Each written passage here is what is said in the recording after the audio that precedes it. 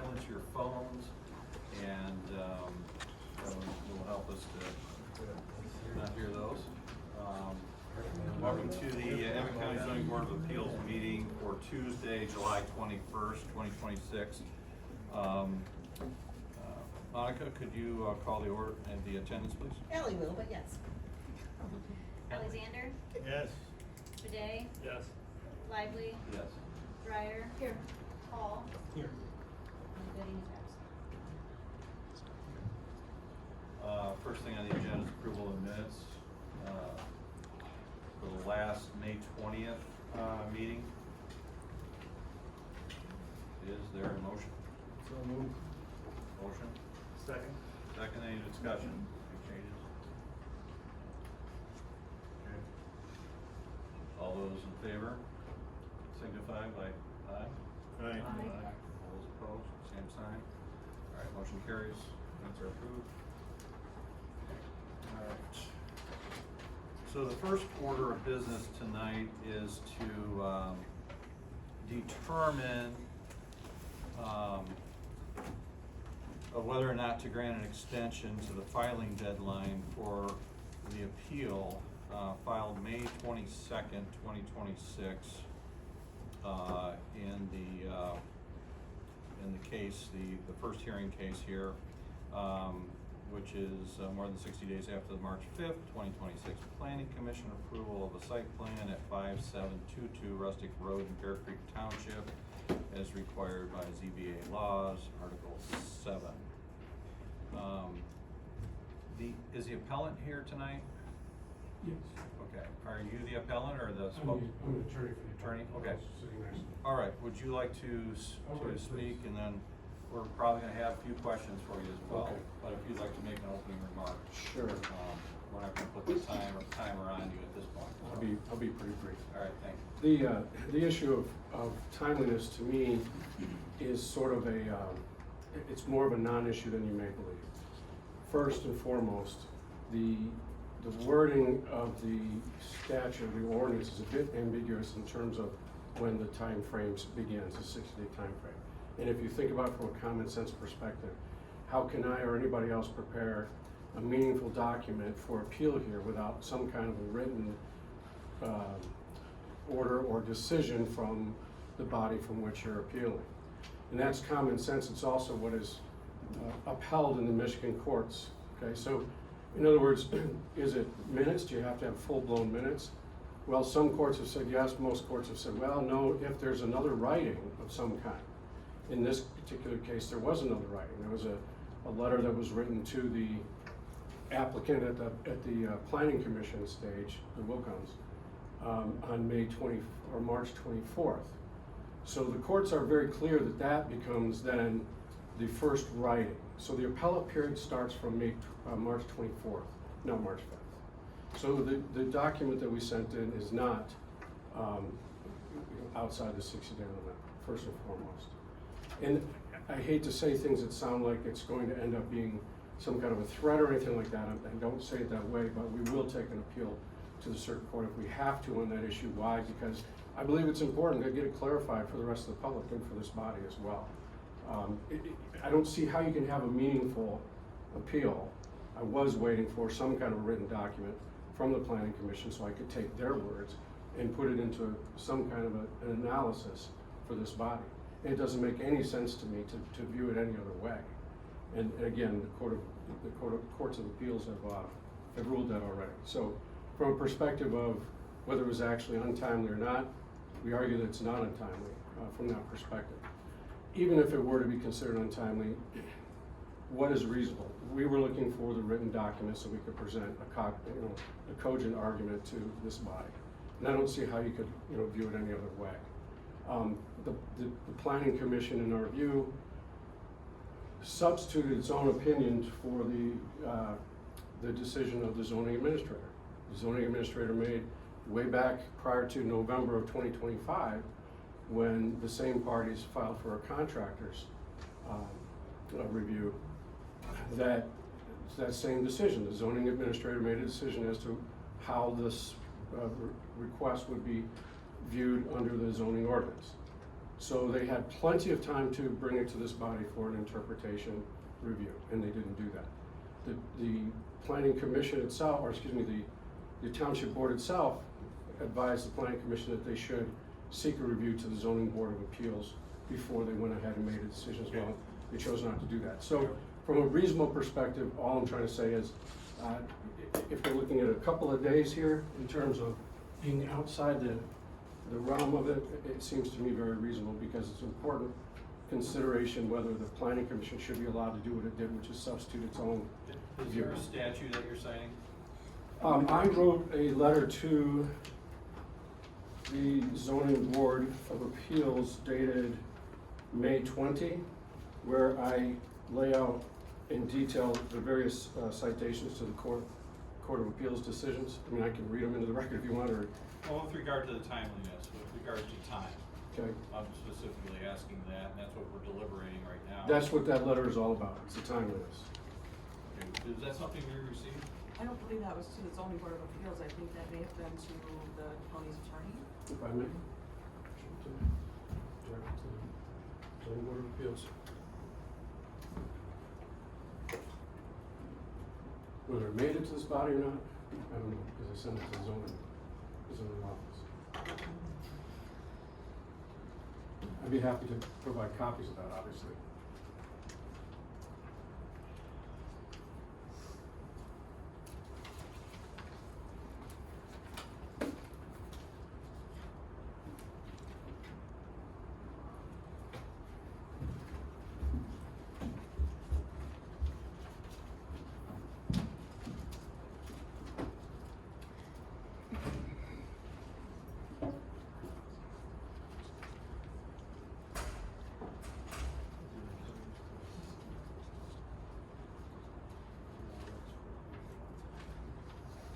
I don't believe that was in there.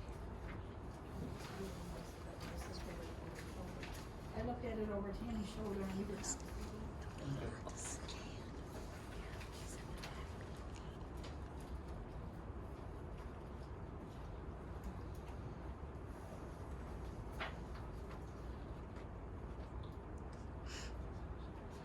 All right, what's the timeline of getting that to us, just like a few minutes? Okay. We'll take a short, let's take a 5-minute recess, we'll come back. And reconvene here, just waiting for her.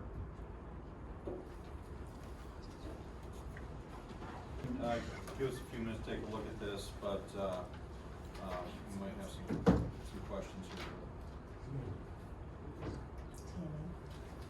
You want the date?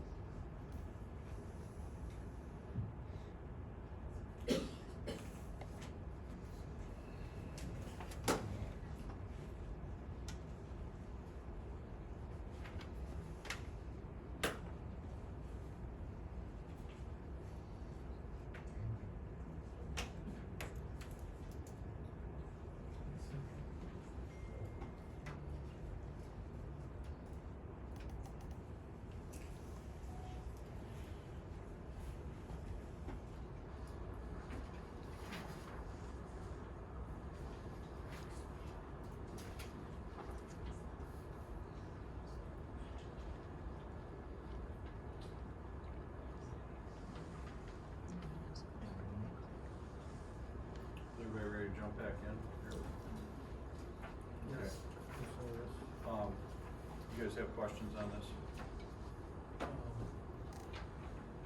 Not on the document itself. Yeah. I have a question, and Steve, could you, give your opinion on this as Yes. well? Yeah. I'd like to, yeah, go ahead. Do you want me to do that now? I'm happy to. Yeah, if you could.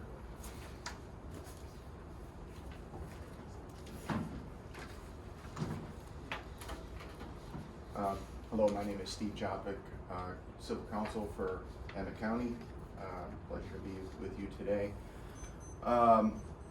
With respect to this timing issue, I have had a chance to look at the communication from Mr. Halal. How do I pronounce your name correctly, sir? Is that correct? Yes. Yeah, so, well-written correspondence, as I would expect. However, as I look at these cases, I am familiar with several of these cases, having handled appeals from both planning commissions and ZBAs in my experience. I believe in each of these cases, they were dealing with appeals of decisions to circuit court, to a court under the court rules. Mr. Halal is correct. The court rules do gauge the timing from the date of either a writing representing the decision of the planning commission or the minutes, whichever occurs first. That's what the court rules talk about. But those apply to court matters. When you're appealing a decision from a planning commission to the court, there are court rules that apply. Same for appealing decisions from the ZBA to the court or to the circuit court. And those rules are a little bit different than the appeal rules, the timing rules for planning commission appeals to circuit court. Both of them relate to written documents. Mr. Halal is correct in that regard. And out of interest, I think, in relevance to what is a reasonable amount of time, an appeal from the planning commission is 21 days to the circuit court. So the county's bylaws are very generous in terms of the amount of time that it provides in terms of 60 days. If you're going to appeal to the circuit court, if you're going to appeal a planning commission decision like a special land use permit denial or approval, if you're going to appeal that to the circuit court, you have to do it within 21 days of either the minutes or a written notice of the decision stating what that decision is. And that written record can be provided the very next day after the meeting of the planning commission in that instance, or not provided at all. Could just wait for the minutes. So the court will say whichever is first. So it could be very close, hypothetically, to the date of the planning commission decision and measuring 21 days from that point forward. Again, these are court rules applicable to filing your court case, your court appeal. For ZBA decisions, appealing them, again, as I stated, Mr. Halal is accurate that it does talk about a writing in terms of the minutes or a written decision of the ZBA. And it's 30 days, I believe, if memory serves. I didn't double check that, but I believe it's 30 days. So again, half of the time period that's provided in your bylaws. But they both, those court rules refer to a written, they use the word written. And if I give you all that background because your bylaws do not use that word written. They use the word decision of the the zoning administrator no later than 60 days from the date of such decision. Doesn't talk about writing. Your decisions are made at the meeting, like this meeting. You're going to make a decision on several items tonight. That's when the decision is made. It's true, it's not yet in writing until it either appears in a letter or notice or the minutes. That's where it gets into writing. But your bylaws don't measure from that date. And perhaps that's why it talks about 60 days, to give additional leeway to gather information and so forth. So that's a distinction that I think is significant for your consideration here. These cases that are cited, again, I'm almost certain refer to the court rules in terms of the timing to file your appeal to the circuit court. I'm almost certain of that. I am certain of it in most of them. In the Zelasco case, I know very well. I hate to do this without pulling the case up, but my recollection is that case is Zelasco versus Bloomfield Township, is that the court mentions the appeal being, they use the date of the decision in that case, interestingly enough, if I recall correctly, and not a written decision. That case wasn't really focused on the writing. So just with that caveat, I just put that in the record just to be clear, but the more important part is the differences in the way that your bylaws are written, which apply to you, versus the court rules, which apply and are relied on by these cases and apply to circuit court appeals. So with that, I'll be happy to answer any questions. Mr. Chair. Yes. So Steve, as we look forward to our bylaws, this is something that I would like for us to consider putting in our bylaws, because generally I don't look or absorb anything a day of the meeting. I am a very highlighted tab kind of person, and I have not enough time to do stuff like this, so I would like to ask that we consider this when things are handed to us the day of the meeting, whether we just take the time to read them or look into the studies. And that document will now definitely be part of the record if there is, I know Mr. Lau mentioned going to circuit court. If that occurs, just to be clear, it will be made part of the record of this evening's proceedings. Right, we don't have that in our bylaws now, but I'd like to look at that.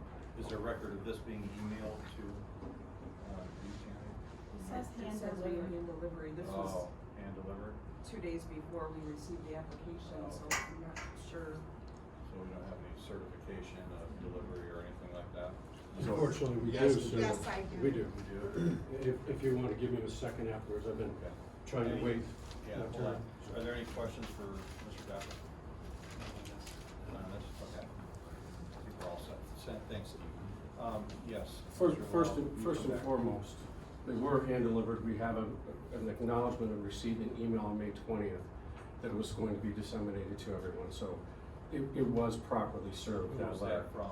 that from? Ms. Norman was on. Okay, so we did properly provide it, and the reason that I did it was because All right.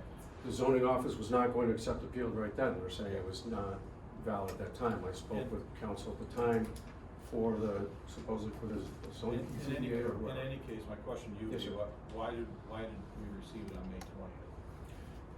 I waited to get the written minutes. I personally believe that it should be from the minutes, and if there's any fault, it's mine, not my client's. I was waiting to get the written minutes. This was a very extensive process. There was a lot of paperwork involved. There was a lot of, discussion. There was a lot of analysis of the ordinances, et cetera, in there. And I don't believe that you can do that from just an oral record. And I take issue, no offense, but I take issue that you could the next day get the writing. And the letter that was presented to the Wilcoms on March 25th doesn't provide much in any way of any kind of analysis as well for me to be able to speak to this body about what was done allegedly and inappropriately down there. So I would urge this body to look at your ordinances and make it clear somehow. If it's gonna be 30 days, 30 days, but it should be from when the minutes are approved, in my opinion, Well, so it that doesn't we say can. that, it says from the decision. I get that that's what it So I says. would have thought maybe we would have sent something within that 60-day period that would have said, hey, heads up, we're putting something together, can we have an extension or something like that? Well, I did it within the 30 days from the day we got, it was done within 30 days of the time frame that the minutes were approved. So I thought I was doing it That's not what the, appropriately. yeah, but that's not what's written on our bylaw. No, it says 60 days, so I thought I was well Well, 60 within. days from the decision, not the date the minutes are.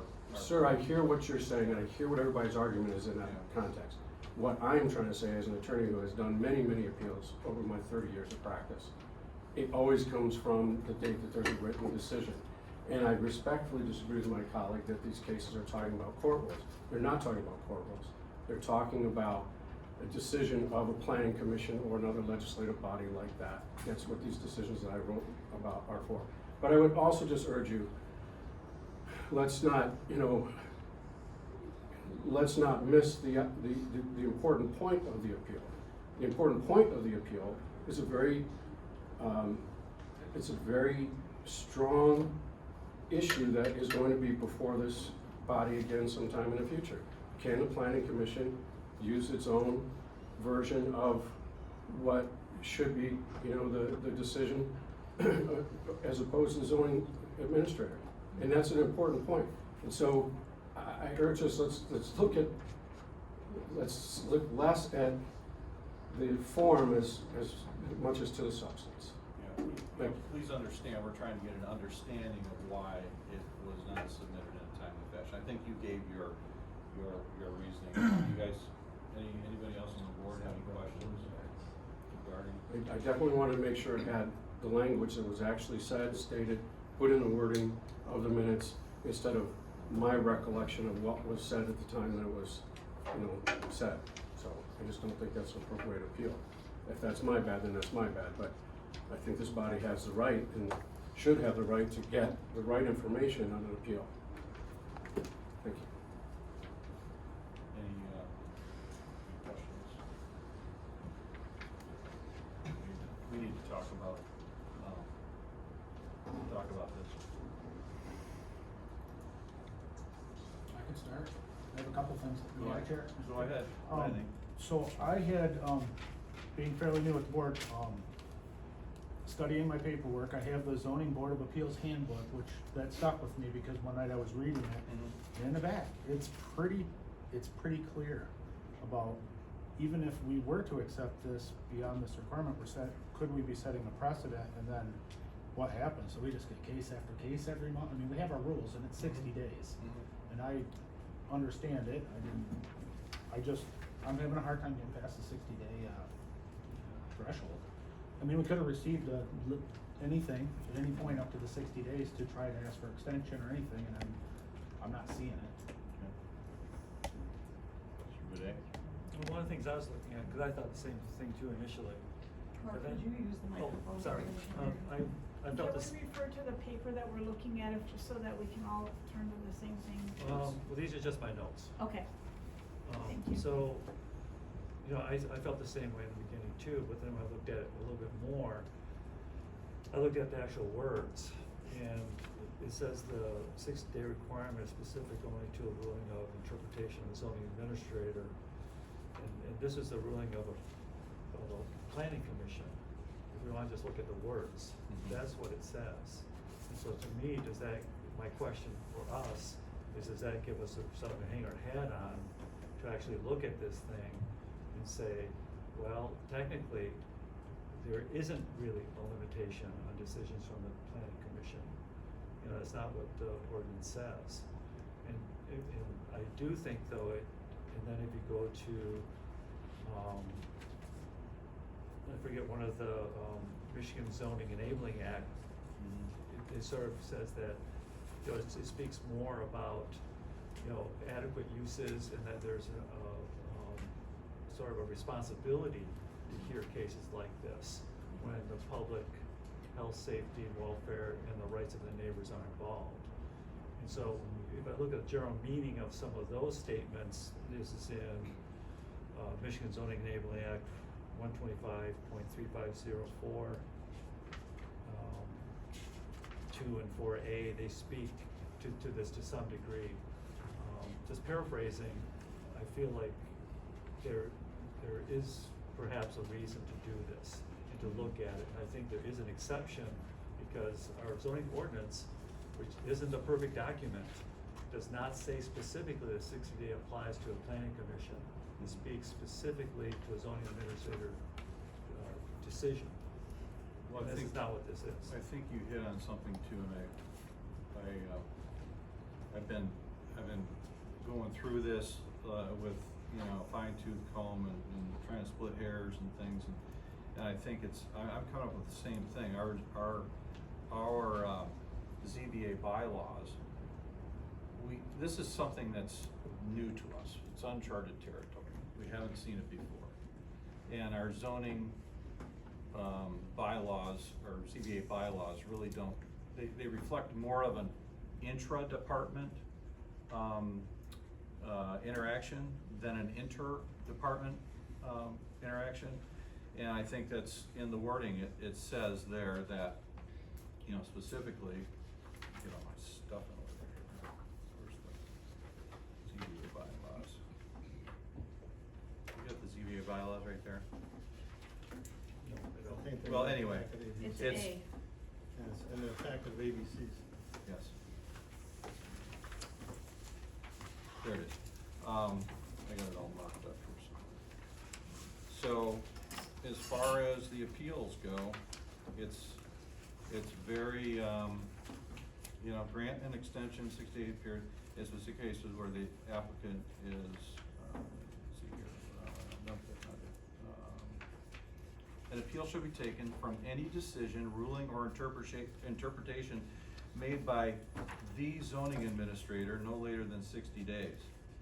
You got a definite article there. You know, Tammy's the zoning administrator. Even though the PC or the planning, you know, commission is a zoning, is an administrative body. If you look at the Zoning Enabling Act, it refers to, yes, the zoning administrator and also any other bodies, that administrative bodies. And I think that's kind of our Achilles heel in our bylaws right now. And this is kind of shed light on, yeah, our bylaws. Probably need to be, you know, updated, but we need to kind of interpret what's going on here, and, you know, from that standpoint, we do have the, you know, like Mark said, we do have the responsibility to hear, if it's deemed, you know, worthy to hear, and that's what we're here for, I guess, is, deliberating Mr. Chairman? that. May I speak? I'm sorry, May I speak? there will be public comment after. Please maintain order, thank you. So, any other questions for the appellant on this? No, I'd just like to comment to, you know, on both of the initial ones, Nate and Mark both. I understand exactly where he's coming from, and that's kind of where I started too, is I was contrary to this whole thing. But the more I dug through it, and the more you read it and try to interpret it, and I listen to you two guys right now doing that with the zoning, you know, the acts and stuff, it almost feels, well, it is a thin ice pond that we're walking on, and I just believe that, you know, serious consideration needs to be given, from my perspective, Given to listening to this and going through it. Tony, your thoughts? Well, my thoughts are, our bylaws are what are in front of us right now. We Yeah. can't look at or think about what's gonna be changed. We have to look at what we have in front of us Mhm. today. Mhm. And my decisions were made on that, not on interpretations or what we think we should change or how we should change things. It's what's in front of us today. My question to you and everybody else would be, do they apply to this case? I believe they do. Because if I take it apart, a decision of the zoning administrator was made in this case. At least we know what the zoning administrator had, you know, was thinking, through all the documents and minutes and everything else. The appeal is actually in line with the zoning administrator's thoughts on the case. So it's really not an appeal to the zoning administrator, it's an appeal of the planning commission. Mhm. So how do you, I actually wrote something on that, so I'm gonna just kind of remember it without looking at it. I try to write stuff down so I don't just come off the top of my head, but, so our administrator and our staff are here to provide information to us and access to things that they go out to the field to see. That is the same for the planning commission. I sat on the planning commission as well for 6 years. So, one of the things I've always considered is that is information given to us, but we are the board. We make the decisions. And so what they provide to us is for our consideration. It's information for our consideration. And I believe that the planning commission took what she said administratively as information to the planning commission. And they made a decision. So can you interpolate that as a position of the zoning administrator? It's her opinion. The planning commission's decision is her opinion? No, the planning Okay. commission, the administrator's information and Right. her, 'cause there was a lot of, that they didn't take into consideration. They didn't listen to what she Right. had to say, and that's where I'm trying to say that whatever she said, cause we don't have everything in front of us. Whatever she said to them was an opinion for them to consider. That's where I'm stating that I stand. Mark? I know you guys just love it.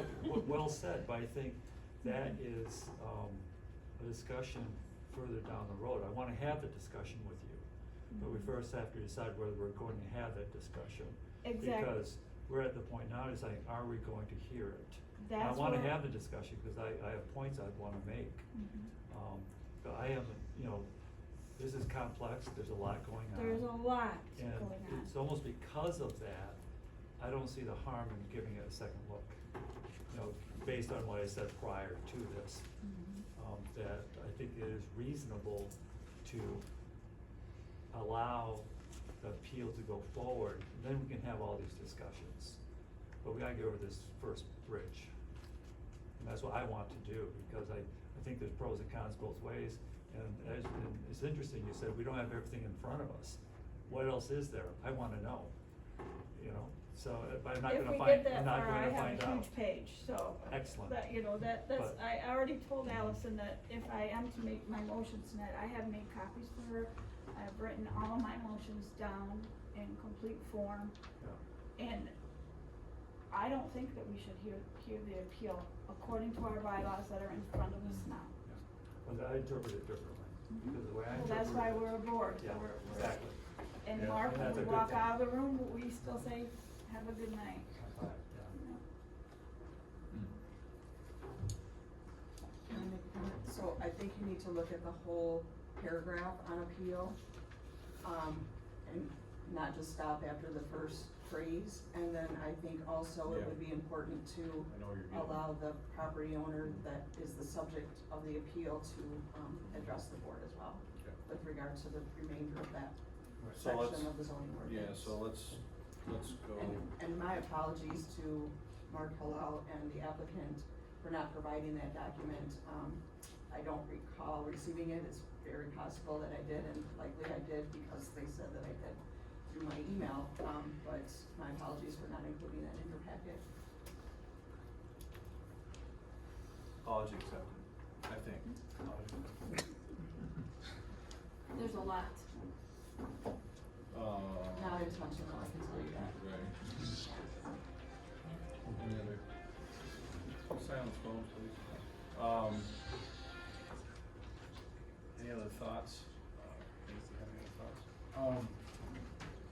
As all of you know, I mean, I'm pretty new at all this, and I've been doing my best to study it, but I just believe that we're bound by the bylaws that we have, and if you guys wanna change them in the future, we could change them, and, or the board could, if I was lucky enough to sit up here and talk about it, but even reading the whole thing about what about precedent and what it can cause, and then I'm listening to what our legal counsel says, and he's saying 60 days is very generous, and then somehow it went beyond that. I just can't,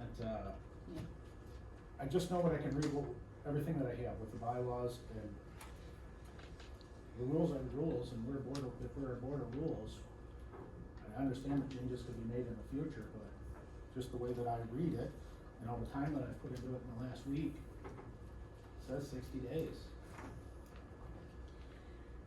Okay,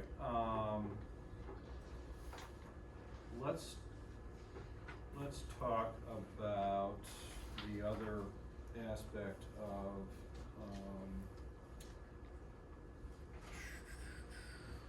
the rest of the paragraph, like Tammy was saying. The zoning board of appeals may, in its discretion, grant an extension of the 60-day appeal period in specific cases where its application would be unreasonable. In deciding whether to grant an extension, the zoning board of appeals should consider the reason for the delay and the possibility of prejudice to any party. Do you want to discuss prejudice?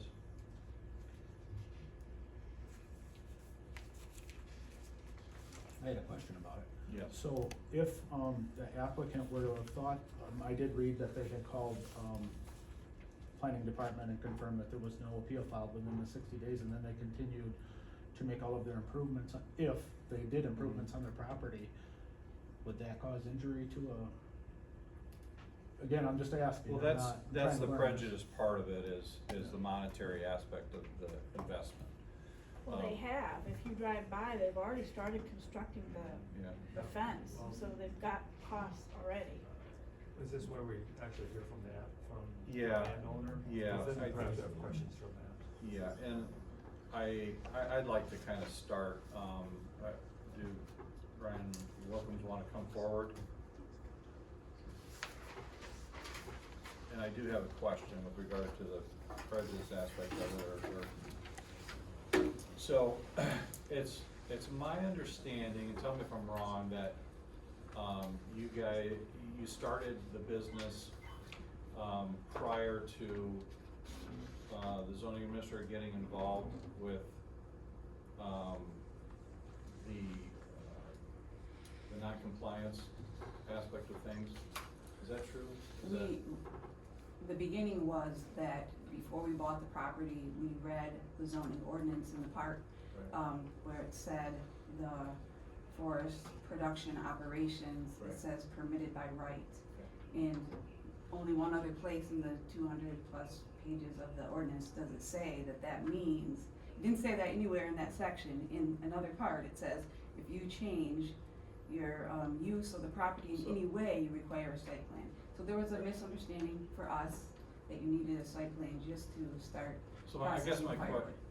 question is, you went to zoning and got approval and everything for what you were gonna do, initially? No, No, but Nope. you started work on the property. permitted by right, Okay. that's what. So you started work on the property, right? And started We bought the production property and things like put that. our equipment and things. Alright, and so started this is processing what firewood. I'm getting to with the prejudice aspect of thing, is, from the date of, from that date to the date of, hey, we need to rein this thing in and figure out what is going on here, how many days was that? And to what extent did you have the business in operation, and what kind of monies did you have expended at that point in time? Does that make sense? Right, From the day we bought the property to the day that Yes. the zoning Yeah, contacted us? Yeah. How much money do we have involved? yeah, Probably close to 40,000. okay. And then from the time period of, from the second point in time that we're talking about to the appeal period, or when the appeal was filed, what did you have involved, what did you have invested in the property there at that time? we really didn't invest any more money into the property until after the decision was The made by the decision was planning made by the commission. Planning commission. Okay. That's when we started the fence and. And then after the appeal went, or after the appeal was filed, you stopped work, right?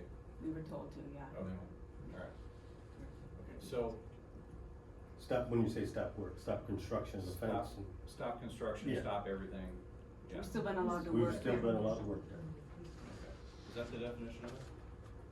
It's still allowed to work, or, I Yeah. thought everything had to stop No. if the appeal was, if there was an appeal. There's a stay, it says. Stay On the approval, on April, but work and doesn't. conditions of approval. Okay.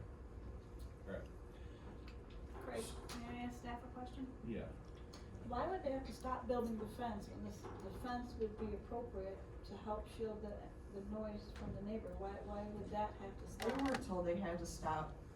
They were told that anything that they did from that point forward was at their own risk because the case had been appealed. I was informing them, with legal counsel advice to let them know that this had come in and that it would be heard at this meeting on this date, that, they were not required to continue to meet the standards of approval because there were conditions of approval that had to be met. And so I said, those conditions of approval do not have to be met at this point until this is resolved. All right, thank you. So I guess my question, to, maybe Steve can address this too, is as far as prejudice goes, what is the initial point of reference for prejudice with regard to their testimony? Yeah, you could. You can back away. Can we still, yeah. So, in terms of timing, I think you've hit the timing for where you're considering prejudice. Well, let me back up for 1 second. Prejudice, I think, goes to both the party that has filed the appeal with you and to the property owners that are here just speaking to you now that received the approval from the planning commission. Admittedly, it's primarily focused on the property owners because it relates to actions that they have taken based on their understanding that the approval was in effect. In other words, the 60 days had passed. My understanding is they contacted the county. The county indicated yes, no appeal has been filed. So in reliance on that, what did they do from that point forward in reliance on the fact that they had rightly, seemingly reasonably understood that their approval was in place and had not been appealed and they're free to proceed, and they indeed proceeded. What did they start doing? Not just investing in the property further, but perhaps contracts and other engagements that they had, employees that they hired, things like that come into play in terms of things that they committed themselves to that in reliance upon the understanding that the appeal period had been exhausted. The reason that's relevant is because that's the second part of your analysis on an extension, right? The first part is it reasonable based on the reasons that are given by the party attempting to appeal late? And you heard some of those reasons here. There was nothing addressing prejudice as part of that presentation. I'd suggest maybe asking the party appealing whether they have any comments in terms of the prejudice element, which is the second part, which they didn't address. So in all fairness, they should be provided an opportunity to do that as well. But again, going back, you have property owners here maybe asking some further questions in terms of what they did during that period of time between, I guess it would be May 4th and May 22nd, when the appeal was filed. Then I believe they were notified promptly upon the appeal being filed. After That's May 5th. incorrect. It was March 5th, March 5th. not May 5th. Yeah. And then 60 days would be the May 4th date. All right. March 4th, or May 4th, okay? It was approved on March 4th and then May 4th, March 5th. 5th. And then on May 4th would be the deadline. Okay. I didn't mean to walk away. I hope I answered the question. You guys have any questions?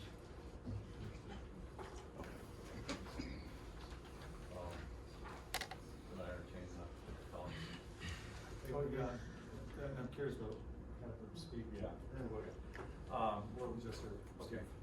I don't know if you guys, if you wanna speak to it, or your attorney, but to the prejudice aspect of the second part of what we're talking about. Yeah, we don't have our attorney is not present. There was a letter that I hope you guys I'm pretty sure it was included in the packet. The letter from our attorney was included, so he's not here. But specifically, if you do read his letter, I think it speaks very well to what you guys are continuing to talk about. You know, saying that that 60 days doesn't apply because this was a planning commission decision. That was really one of the strong arguments of our attorney, that your bylaws actually say the appeal shall be taken from any decision, ruling, or interpretation made by the zoning administrator. It doesn't actually say anywhere about an appeal from the planning commission itself. So if you're using that argument, then it also applies this way, that your own ordinances do not say that you actually, this is actually the place that you, that appeal is about a planning commission decision. So I think that that's very important to point out. And I think it is also important that even initially when the decision was made, I right away had emailed Tammy about the 60 days, when they started, when it would have to be completed, and was told the 60 days. I have that in writing and emails too, that it was from the date of the meeting. And I did check with her to make sure when I knew the date passed, checked with her to make sure there was nobody that had put in an appeal. And that is when we started building the 250-foot fence, which is probably the 2/3 done. 2/3 done Or at this 200 point. 200 feet is done. And then we also had purchased a tree spade in order to be moving the trees into place for the trees that we required on the property, which was $7,000 piece of equipment. Not sure what all we had exactly into the fence. So yes, that was how it happened, but I do think you need to consider, if you're thinking that it's because it doesn't say planning commission, then you guys shouldn't even be hearing this appeal at all, really. Well, we're focusing right now on prejudice and on the monetary aspect of things right now, so, We didn't get you have. we didn't get an opportunity to talk about the other parts, so I'm just trying to do that too. Do we know a number of what you paid or invested? Well, it was 40,000 before the, Right. the planning commission, then since then, you Since said then. it was insignificant. No, No, not insignificant. Oh. No. She said 7,000. 70,000 for the tree spade, and then we paid help, we paid to have the fence erected. Okay. That's already partially there, paid for the wood and the posts already, that are already installed. And so we're probably into 16,000. Okay. Would the process be, is there a verification process that we'd have to entertain at some point? It's not that I don't believe, I'm just thinking down the road a little bit. Yeah, I don't know. I mean, honestly, you know, what's the threshold, I guess, is where we're at. You know, what is it gonna take for us to say, okay, that's real significant? I mean, right? I mean, that's a significant number. I do have a question, Steve. What's the piece in your backyard cost? All right. No comments, please, from the audience. Okay, we'll have comments later. All right, Steve, could you take the podium again, please? Thanks for musical chairs. So Steve, if there is a prejudice here, say for $50,000, and we decide to hear the case, and then what happens after that? If it's found that something was inappropriate and folks invested money thinking they were doing the right thing, turns out they weren't, are they refunded that money? Do they get compensated? How does the end game work here in regard to prejudice?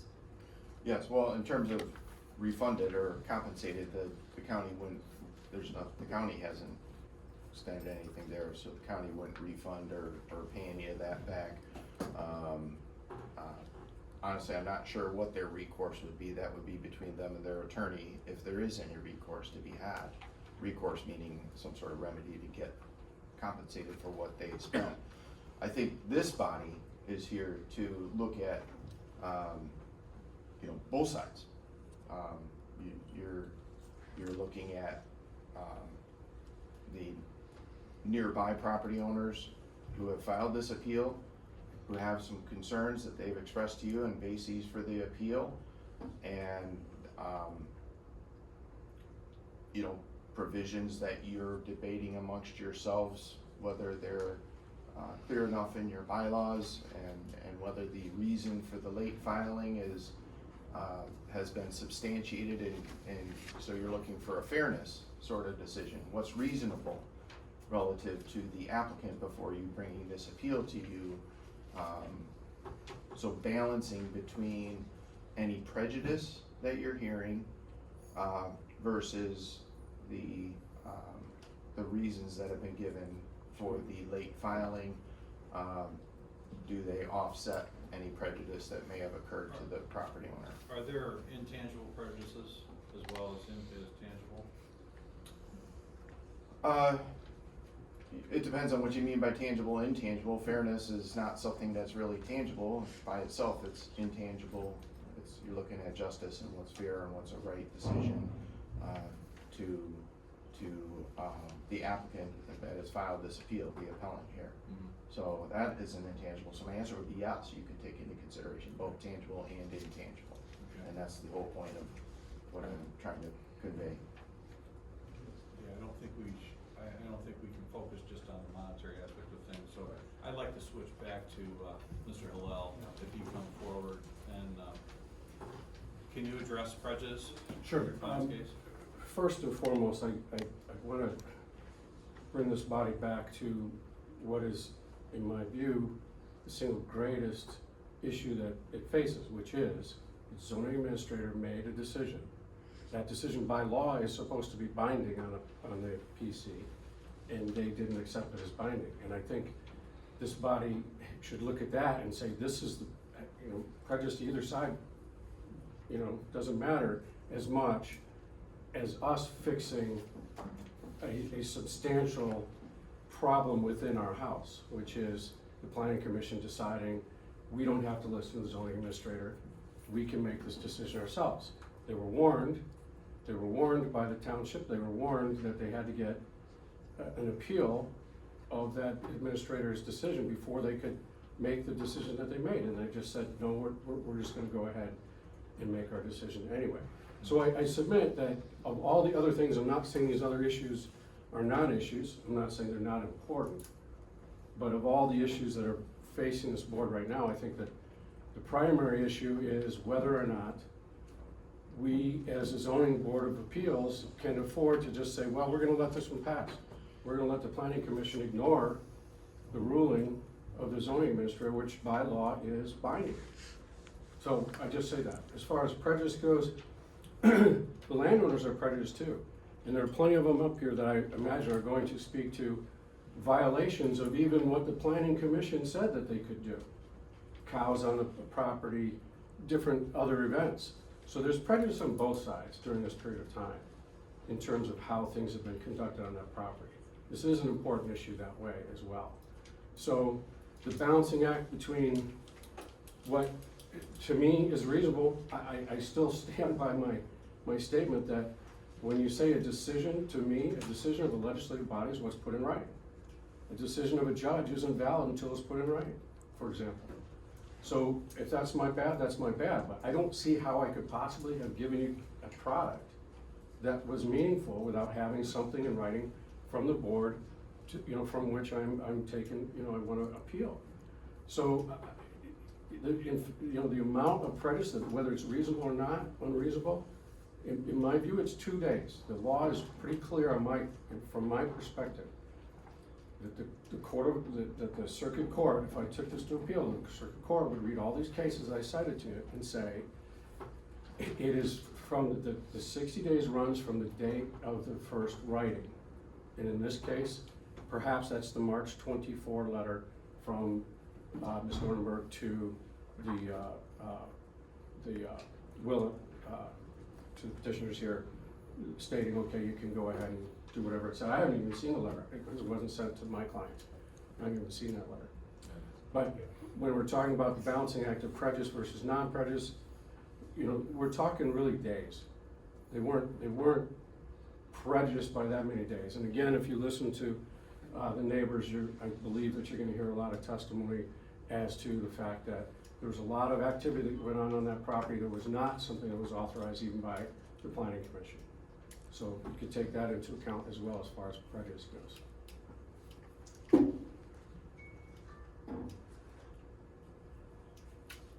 I do have another question for Steve. Okay. Sure. For Steve. Oh, Steve. Thank you. And then I have another question.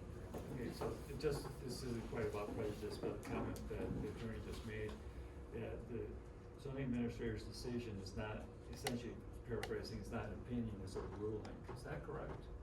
That when Tammy provides information and states, this is what, this is a contractor use, is that a ruling or is that an opinion?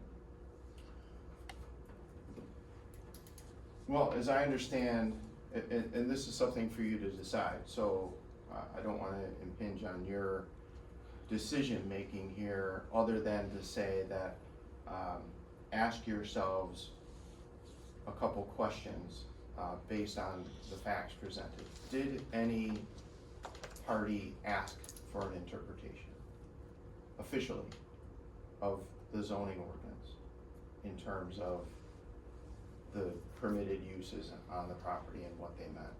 Was that officially requested by a party such that an official interpretation in writing was given by the zoning administrator?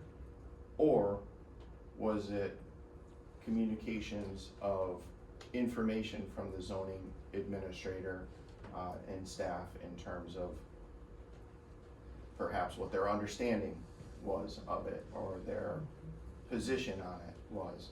There are some distinctions there. A party can come in and ask for a zoning approval, or, let me back up a little bit. For a site plan itself, I believe the zoning ordinance does allow some administrative approvals by the zoning administrator of certain site plans. And in this site plan, one of your facts is that the zoning administrator turned it over to the planning commission because there were some violations on the property that were being enforced, and the decision was made to bring it to the planning commission, which was an option for the zoning administrator. So the zoning administrator could have perhaps, I don't wanna conclude it, but I wanna say could have perhaps made the decision on this site plan instead of the planning commission. So those are relevant things to think about in terms of who made what decisions in this matter. And then you have the planning commission saying there really wasn't a need for an interpretation to be made. I saw that in the minutes as well. That's something you should look at and consider. The conclusion of the planning commission that it didn't call for an interpretation. Their understanding as the planning commission reviewing the site plan, and in charge of reviewing the site plan at that point, was to, part of it, to make a determination as part of the site plan review, do we have a proper use on the property along with everything on the site plan? And they did that, and they didn't feel as though they needed an interpretation as I read the minutes, and that's something for you to consider and make your own decision and look at that. But this is all getting to the merits of the case and not as much relative to the timing. But I was asked the question, so those are some thoughts for you to think about, and it was brought up by Mr. Halal and made part of this, so I suppose that's why it's in terms of the timing here. And, you know, I'll leave it at that. The case law that's been cited to you and represented, my understanding is Mr. Halal is telling you absolutely that those cases involved a decision of the Court of Appeals, that the timing of the appeal to the Planning Commission or ZBA in those cases was the decision made by the Court of Appeal, or by the Court of Appeals in that case, as opposed to decisions concerning application of the court rules. I understand that's my understanding of the representation that's been made to you as to what the law is. I don't believe that's the case, but that will be up to the circuit court if this is in fact appealed, and we'll leave it at that. Thank you. Thanks. Okay, anything else? Yes?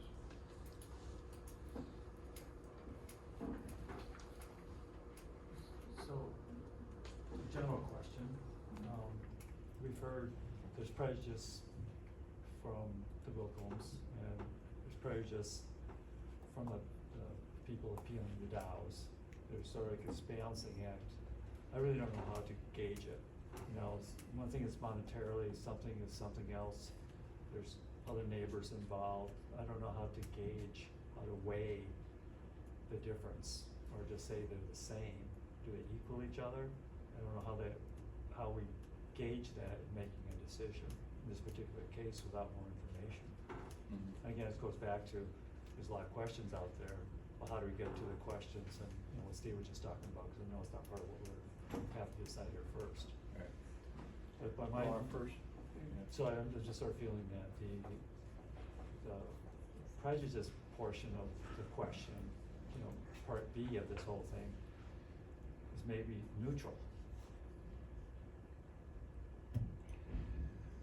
I think it's, yeah, I think it's kind of secondary to Yeah. the initial, number one.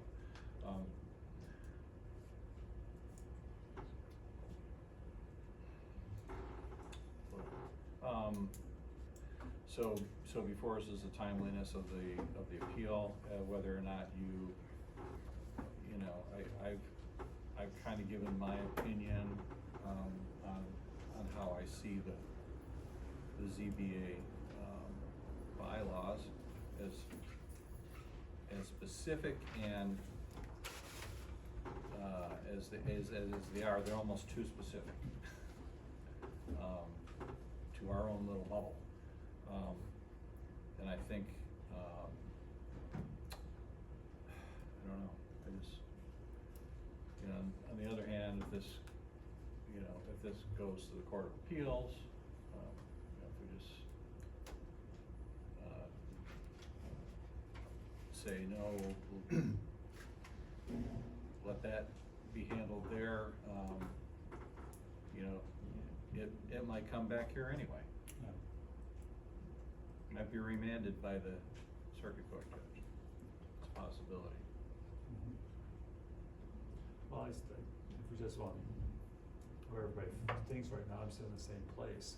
I believe in the current zoning ordinance, it does give us the option of hearing the case. You know, it's a technicality, but it's not, you know, like I said earlier, not to repeat it, but I believe in the current zoning ordinance, not something in the future, not pie in the sky, but it is there. And I also believe that it's pretty clear in the Michigan Enabling Act that this should be heard. Or, because of direct reference to, the rights of adjoining property owners, and that they should not be harmed by something. So I don't know if they're harmed or not, we don't have the information. And so that's my biggest concern, is that we'd be providing a tremendous disservice to the general neighborhood community if we don't hear this. And that's my position right now. I'd like to add something, Yeah, Mr. Chair. go ahead. Sure. So I still go back to the point of what happens with all the other cases with the plan, if we set a precedent, and there's a whole precedent thing in our bylaws, and they talk about it, of what can happen. I just worry about that too, so is it any neighbor that was wronged on a planning commission decision then can realize, oh, 4 years ago, what is the limit for time? It says 60 days now, if we wanna extend it or make it different, I can understand that, but what I'm trying to understand is where do we cut it off? What happens when a bunch of applications start coming into planning staff and they wanna file appeals because they feel that a garage was too close to their house, or it could be anything. Where does it, we have our rules, so that's all I'm worried about is what happens, that could cause a whole floodgate. Yeah, well, I understand your concern, but it's my understanding that we are not setting precedent, and I think perhaps, you know, Steve, could you comment on that, please? Yeah. I could be Yes, wrong. no, but I'd appreciate really it. wanna know. Yeah, go ahead. Thank you. Yep. Yeah, well, I mean, you're bringing up a fair point, which is, if the 60 days doesn't apply here, then what does, right? Do you have any time frame that applies for appeals? And that can't be either, because otherwise your decisions, decisions of the planning commission and the zoning administrator will be left wide open to appeals forever. And all of them have been opened up to potential appeals. Now, so it really gets back to this reasonableness work that you've been talking about here. What if, assume the 60-day, let's just assume, hypothetically, that the 60 days doesn't apply here, what would apply? It would have to be a reasonable period of time for the appeal. So part of your consideration in terms of making a good record would be what is reasonable. And that is, thankfully, part of what is in your bylaws is to make some determination on is the extent, the amount of time beyond the 60 days. We're talking 77, 78 days at this point to file an appeal. Is that a reasonable period of time for somebody to take an appeal? I think it's important for you to make a record of that if you decide to rule that way and follow that path of saying the 60 days doesn't apply. Either indicate that the 60 days applies, but we think it's reasonable that this appeal was filed 17, 18 days later based on the circumstances of this particular case, and make your findings in that regard. Or find that the 60 days applies and the extended period of time isn't reasonable. I would caution about leaving it open-ended though, just for that reason, because you do need certainty in terms of prior decisions that have been made, that there is a time period. It can't be a year later, it can't be 3 months later, but it can be maybe some time period shorter than that. You don't want to leave that too open-ended. But that could be attached to certain circumstances. Attached to the circumstances, yes. That way you help avoid any sort of open-ended precedent that, yeah, so valid points in both sides, just kind of merging them together to make sure your record is clear going forward. If I can comment to that. Sure. Nate, I know where you're coming from, and I've been on this for about 20 years, and it's always a struggle. And when people come in here, most of the time, I mean, sometimes it's dimensional things, a lot of times it's variances for setbacks and things like that. And I've always felt strongly, and I'm fairly conservative about sticking with the rules exactly how they are. But on the same token, each time you look at those, and your precedent, and that's something that reminds me of me a number of years ago, honestly, stating that, you know, we have to be very careful with this. We shouldn't set this precedent. And some of the members over there before me, and while I was there and before all of us, have done the same thing. There are times though when you need to look at it. It isn't always interpreted the same way every time. And one of the things, going to ZBA workshops and stuff, I have experienced, as they've said, you have to be careful of setting precedent, but that does not mean you don't give consideration to every request that's being made, for what it's worth. And that's kind of why we have this 80-pound packet here. We just don't have, you know, we don't have the Zoning Enabling Act in our bylaws to make this decision. We've actually got the majority of the case, I think, before us. I think there's probably things that will be added or would be added, I don't know. But I think, you know, each case is, you know, we're a quasi-judicial board, so we do make rulings, and we don't make administrative decisions as Tammy does in the planning commission. But I think that you know, the cases should be, you know, standalone and adjudicated on their own merit, you know, and that's. But Mr. Chair, Yes. as we know recently, we are challenged, and we have had litigants in front of us, or come to us, that have brought up cases that we have considered and made approvals on, and those cases have been brought to us against our opinions. So we do have to be very careful about setting precedents. We do, because we've already been involved with that case. I'm not gonna mention it, I mean, it's out there, people can look it up. It's not too often though. I mean, Too I know often- we've made it- waves and, Too you often, know, once it's- is enough. Yeah, Once is too many. well, May Mr. I Chair, I ask- am ready to make a motion if we're to May I that ask one point. question? Yeah. Have we ever had an appeal against, our own Emmet County Planning Commission? to my knowledge.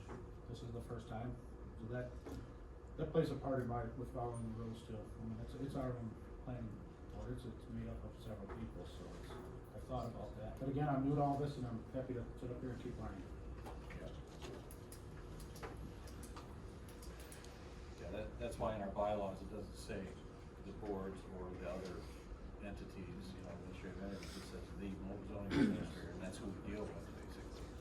So that's kind of where the weak link is in our bylaws. Or it's a, in my, I think it's a window, you know, other people can argue too, so.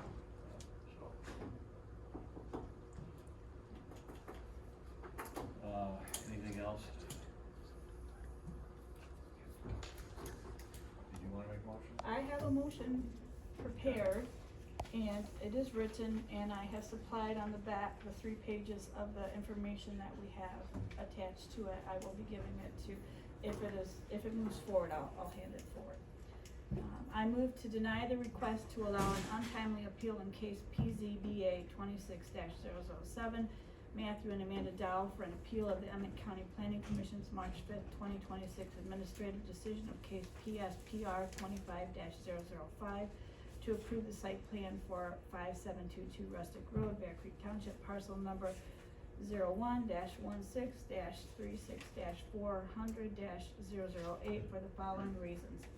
Looking at the ZBA laws, page 5, time limit for appeal, this appeal is over 60 days. Reason for appeal, nowhere in the 7 pages of summary request or the 9 pages of brief does it provide a reason for delay. Looking at the summary of request, Dows have stipulated, Dows have stipulated in their summary of request on page 7, the 4th item under request for relief. Determination that any attempt by the applicant referring to the Wilkins to obtain reversal of the zoning administrator's interpretation through the site plan proceeding. This appeal, or any later proceedings, is untimely because the applicant did not timely appeal the interpretation to the ZBA. I refer to Amanda Dow's email in Article E, page 8 of the Emmet County Planning Commission meeting minutes. Ms. Dow states, "We all have to follow rules. We are all trying to follow rules. I am requesting for these reasons that we deny this appeal."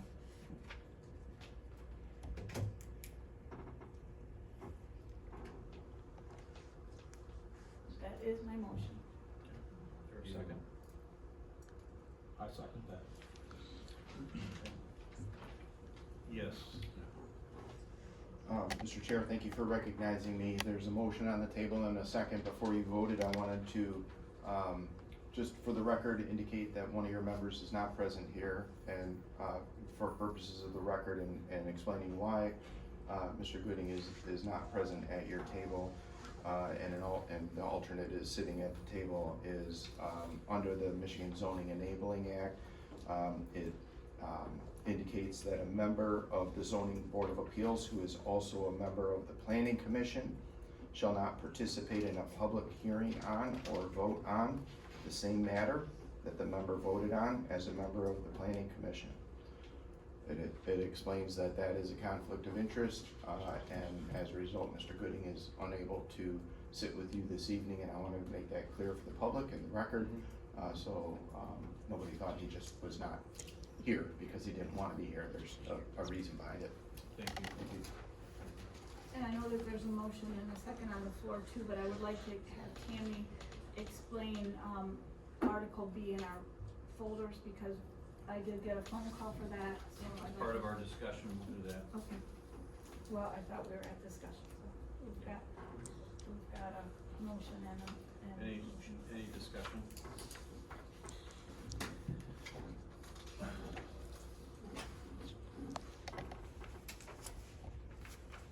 She's asking to discuss it now at this point. I received a phone call as to why, section B was, it says Tammy on the front of it.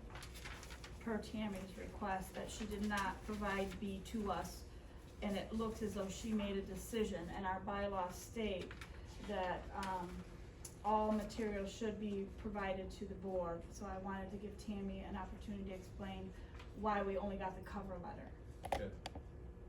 Good. Certainly, so, Exhibit B was the entire zoning ordinance, and so I advised the applicant that they would not need to provide, the required 9 copies of the entire zoning ordinance, because each member of the zoning board of appeals already has a copy of the entire zoning ordinance, so that's what Exhibit B was, and that was the reason that it was not included in the complete packet. It's only because I received a phone call, like she was withholding information from us, Yeah. because it looks that way online, so I wanted her to clarify that. Yeah. I assumed as much, yeah.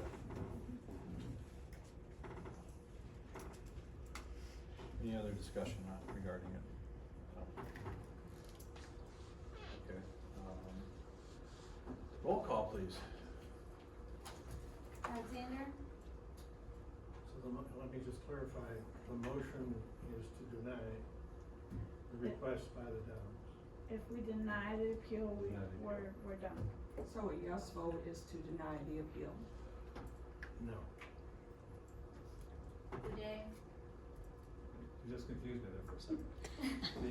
Okay, so the motion is to deny the appeal and it's all over with. Correct. Correct, And I believe it should go- a yes vote is to I deny believe- the request. I believe we should go forward with it, so therefore I would vote no, correct? Correct. Correct. Just wanna make sure. Thank you. Lively? No. Paul? Yes.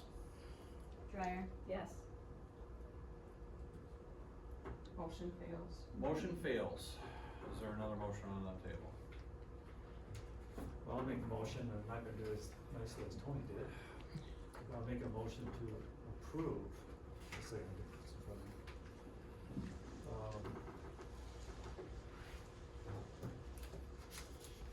I move to grant the request to allow the entire appeal in case PZBA 26-007, Matthew and Amanda Dow for an appeal of the Emmet County Planning Commission's March 5th, 2026 administrative decision on case PSPR 25-005 to approve the site plan for 5722 Rustic Road, Bear Creek Township, tax parcel number 011636400008 for the following reasons. First reason being that the 60-day requirement is specific only to the ruling or interpretation of the zoning administrator. This is a ruling of the planning commission. Second reason is that there is ample language in the Michigan Zoning Enabling Act that requires us to hear the issues and complaints of adjoining property and neighbors to protect their rights. And 3, that although it may not be totally accurate, I was moved by the attorney's representation that of the court timing, and that the 60 days starts when there's written confirmed information.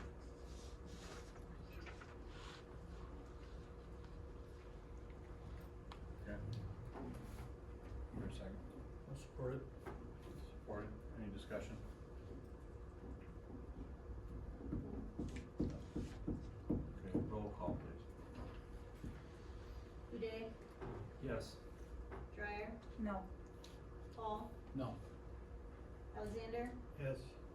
Lively? Yes. Okay, motion carries, to hear the case, PZBA 26-001. Mr. Chair? Yes. I'd like to place a motion on the floor. Yes. If we are going to sit in the planning commission chairs, then we need to have all the records that have been reviewed by them. I move to postpone case PZBA 26-007 Matthew and Amanda Dow for an appeal of the Emmet County Planning Commission to March 5th, 2026 administrative decision on case PSPR 250-005 for the following reasons. ZBA does not have a complete record. All of our information provided determined for all of the information to be provided for us to make a determination of the outcome today, such as but not limited to 8/29/25 enforcement letter, 12/30/25 new site plan review, 2/5/26 minutes of PC postponed, photos submitted, 2/18/25 video emails mentioned on 2/22, on 2/24, letters from Bear Creek Township Supervisor, 3/5/26 Bear Creek Master Plan, legal opinion reflected in zoning evaluation, PowerPoint March 5th meeting, 10/29/25 Bear Creek Planning Commission meeting, 11/5/25 Bear Creek Township meeting. Section B of the appeal we've already taken care of, so I will cross that one out. And I'm gonna say if there's any other thing that anybody else has heard, but every one of the things that I have stated are in this packet referenced, but not given to us. So that's why I'm asking for a postponement so that we can receive that information. I'll second that. Okay, is that, as far as Steve, can we postpone and not hear anything tonight on this case? Or do we postpone deliberations? Yes, well, the case has been called, so the case is live. It has been noticed for a public hearing this evening. Considering the fact that there is a public hearing scheduled for this evening, my advice would be that you proceed with the public hearing because you have the public hearing, or the public present this Right. evening. They've taken the time out to be here, and they have been told they will be heard this evening. Yeah. So I think you should at least take the public comment regarding the matter, and enable that to occur. Initially, I had thought when I heard a motion to postpone that you could open and close the public hearing this evening, but if there is going to be a lot of additional information provided for a subsequent meeting, I think you would want to, that could make a difference in the public comments that are received, because that's gonna become part of the record and part of the packet going forward. So, on second thinking further, hearing the motion and that there's gonna be additional information, I think it should be clear to the public that, and I'd recommend opening the public hearing in this case, but not closing it here, because there's gonna be more information. In other words, keep it open so that additional public comment can be provided at the subsequent meeting once the further information is provided. With that said, members of the public should understand that they can withhold their public comment for the second meeting, wait for that information to come in, and come back and make their public comment at that time. When the rest of the information is there, so that they, if they choose to do it now, they know that their comments are not gonna be based on all the information presented to the ZBA, and they will have already spoken. So, they should probably wait if they want to review that material and speak at the future meeting. So the future meeting, I don't know if it was, I can't recall if it was identified, I think at the next meeting, it was in the motion, to postpone to the next No, meeting. I didn't have a date, and actually I would ask for at least 2 months, so staff has plenty of time to find all that information. I mean, I don't know if that's part of our discussion. We do have a motion, we do have a second, so we can have discussion on it, but I would not expect the office to be able to get all of that, and I think there's more than that too. That's just, as I was reading, I was writing things that I wanted to know. I agree. I think, But my problem with, I take your point, Steve, about hearing people because they're here, but if it's I out have no 2 problem with months, I think that vague would perhaps cause issues in remembering what so-and-so said, or if you'll be repeating themselves 2 months from now. I mean, I don't want to cut the public off, but. I think we need to do it next month if we're gonna do it. Okay, I was just looking at staff's availability. And I don't even think we have any cases for next month at this point, do we? That's correct. Okay, so, and I think, at our direction, we say, okay, no more, well, the deadline's passed anyway, so we only have this case. But as far as hearing anything tonight, I don't wanna waste people's time, I don't wanna waste all of our time. If there's something that can be said at next month's meeting, you know, is that preferable to everybody? It's That- first that's- that way. It's fine with me. I mean, I denied the appeal on the merits of our bylaws. I don't wanna not hear people. But I also Right. don't wanna, we are being asked to sit in the planning commission's chair. Yeah. And are. we don't have everything the planning commission had. So I can't make a decision. We were asked to have one decision on the appeal, and now we're moving forward. I want all the information to be able to make a decision on it. You're right, we're essentially the planning commission in this case. That's what's gonna happen, so, all right. Do you need to amend dates or anything in your motion, or? I don't think so. I think it was clear. If you want me to I just moved to postpone. That was on our bottom of our sheet, and then I gave all the things that I would like, which is basically anything that the planning commission referred to in here. Okay. So that's why I said, if there's any other that anybody else wanted, I wrote that on the bottom, we could amend that. Okay. But if you think I did a fair enough list, It was okay. okay. I think you went crazy, Tony, after I. Well, I All have right. to tell you, every time I saw something, I wrote it down, so that's where I came up with that list. Are we good with discussion? Any more discussion? Mr. Chair? Yes. If I could, just suggest including, perhaps a friendly amendment to include the date of the next meeting, so it's part of the Yeah. motion, so it's postponed to that So next we're meeting. just gonna. August 18th. Right? Yes. Great, that way the public is aware, Yep. everybody's on the August same 18th. page, thank you. Yes. Well, I hadn't quite finished because I was gonna ask you guys if there was anything you wanted to add, so we'll add the date to the bottom of my motion, so it doesn't not, yeah. I want the date. And Mark, are you okay with that? Oh, absolutely. And if in the course of reviewing anything else, if we come up with any other. Well, I discuss- wrote not limited to, so Yeah. it's not limited to what I asked. Yeah. If Tammy comes across other Right. things, or staff, then we should Yeah. be provided with it. Okay. All right, roll call, please. Hall? Yes. I'm sorry. A second. I had understood you were gonna at least open the public hearing in case there are individuals that want to speak this evening as opposed to the next meeting.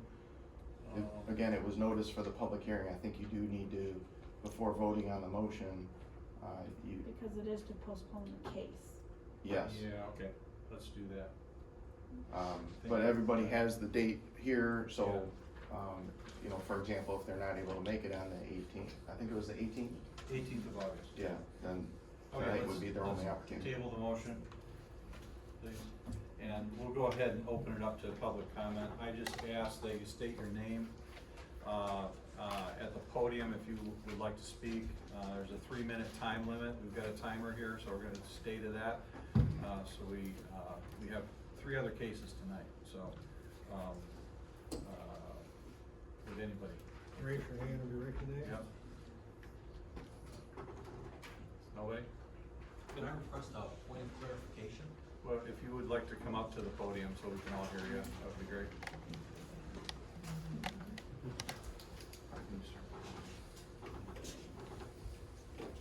Good evening, Matthew Breed. Just a point of clarification, if there's public comment by myself tonight, am I not allowed for public comment at the following meeting when all the material That's is? not the case. You No, can- you can come to the next meeting, public comment.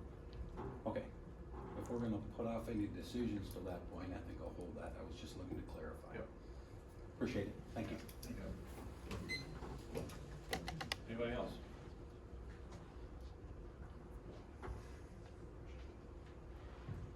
Okay, going once, going twice. All right, we'll close the public comment and, we will. Sorry, you're not closing the public hearing, it'll, No, I said public comment. gotcha. We'll close the public comment. And so we'll go through the staff introduction of the case. Is that true? at this point? You don't have to, you have a motion on the Okay, table. so we'll go back to the motion here. Anything else, Steve? I'm sorry, no.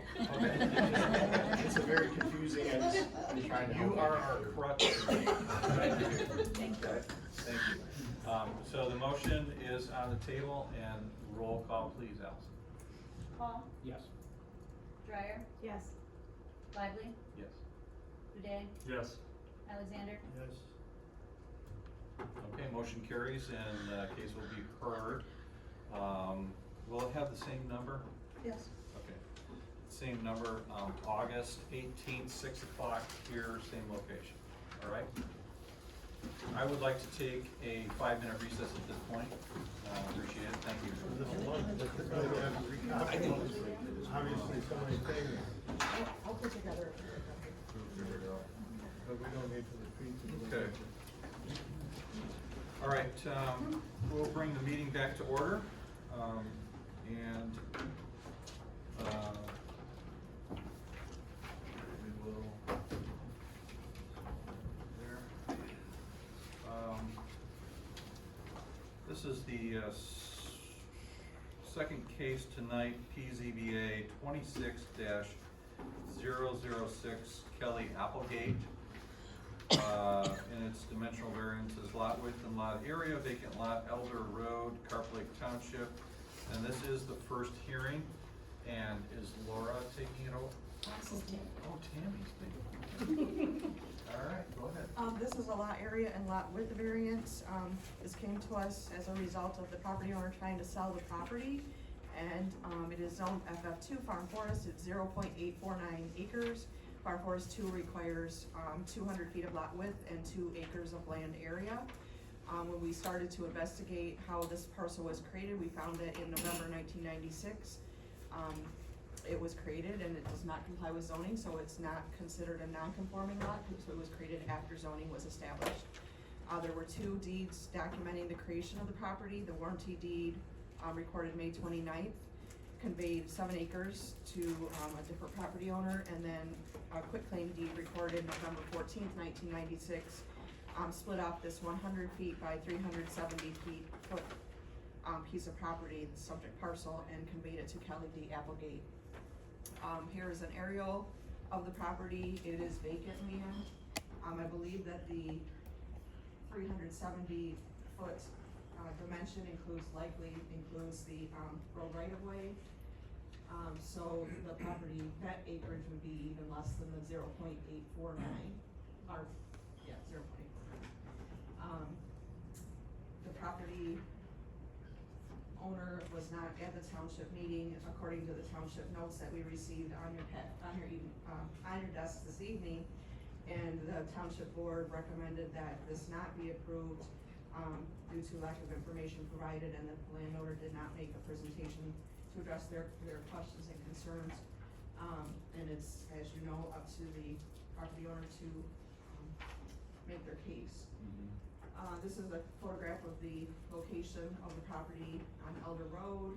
There's no address there, of course, because it's vacant, and then looking in both directions, pretty rural area of our county. This is the information from the township. So you'll be reviewing this based on Article 25, dimensional variance. So that's the presentation that I have. Okay. And a question, Tammy, is there any history, documentation on the split approval for that? No, in the 1990s, the split approval was a much different process than it is now. People could just go ahead and record a deed, is my understanding. Now, we have land division officers. Right. 1997 was when the Land Division Act, was established, and then it's been So updated since. The onus is on the owner to make sure that it's, legal. Right. Okay, at that time. All right. Is the property owner here tonight?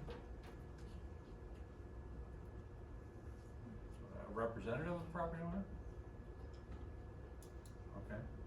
Somebody that knows the property owner or used to send them Christmas cards? Okay, seeing no property owner, okay, let's, open the, public hearing then. Are there any public comments on this case? We Okay. did have a letter from, or an email from James Juliet, who is a neighboring property owner a few parcels away, and, that person was not in favor of granting the variance, indicating that it's, less than half of the required width and, or about half the required width and less than half of the area that's Yeah, required got for, that here, okay. So one of variance. the property owners and the township said no, so, okay, let's, I think we have everything, in front of us here, let's talk about it.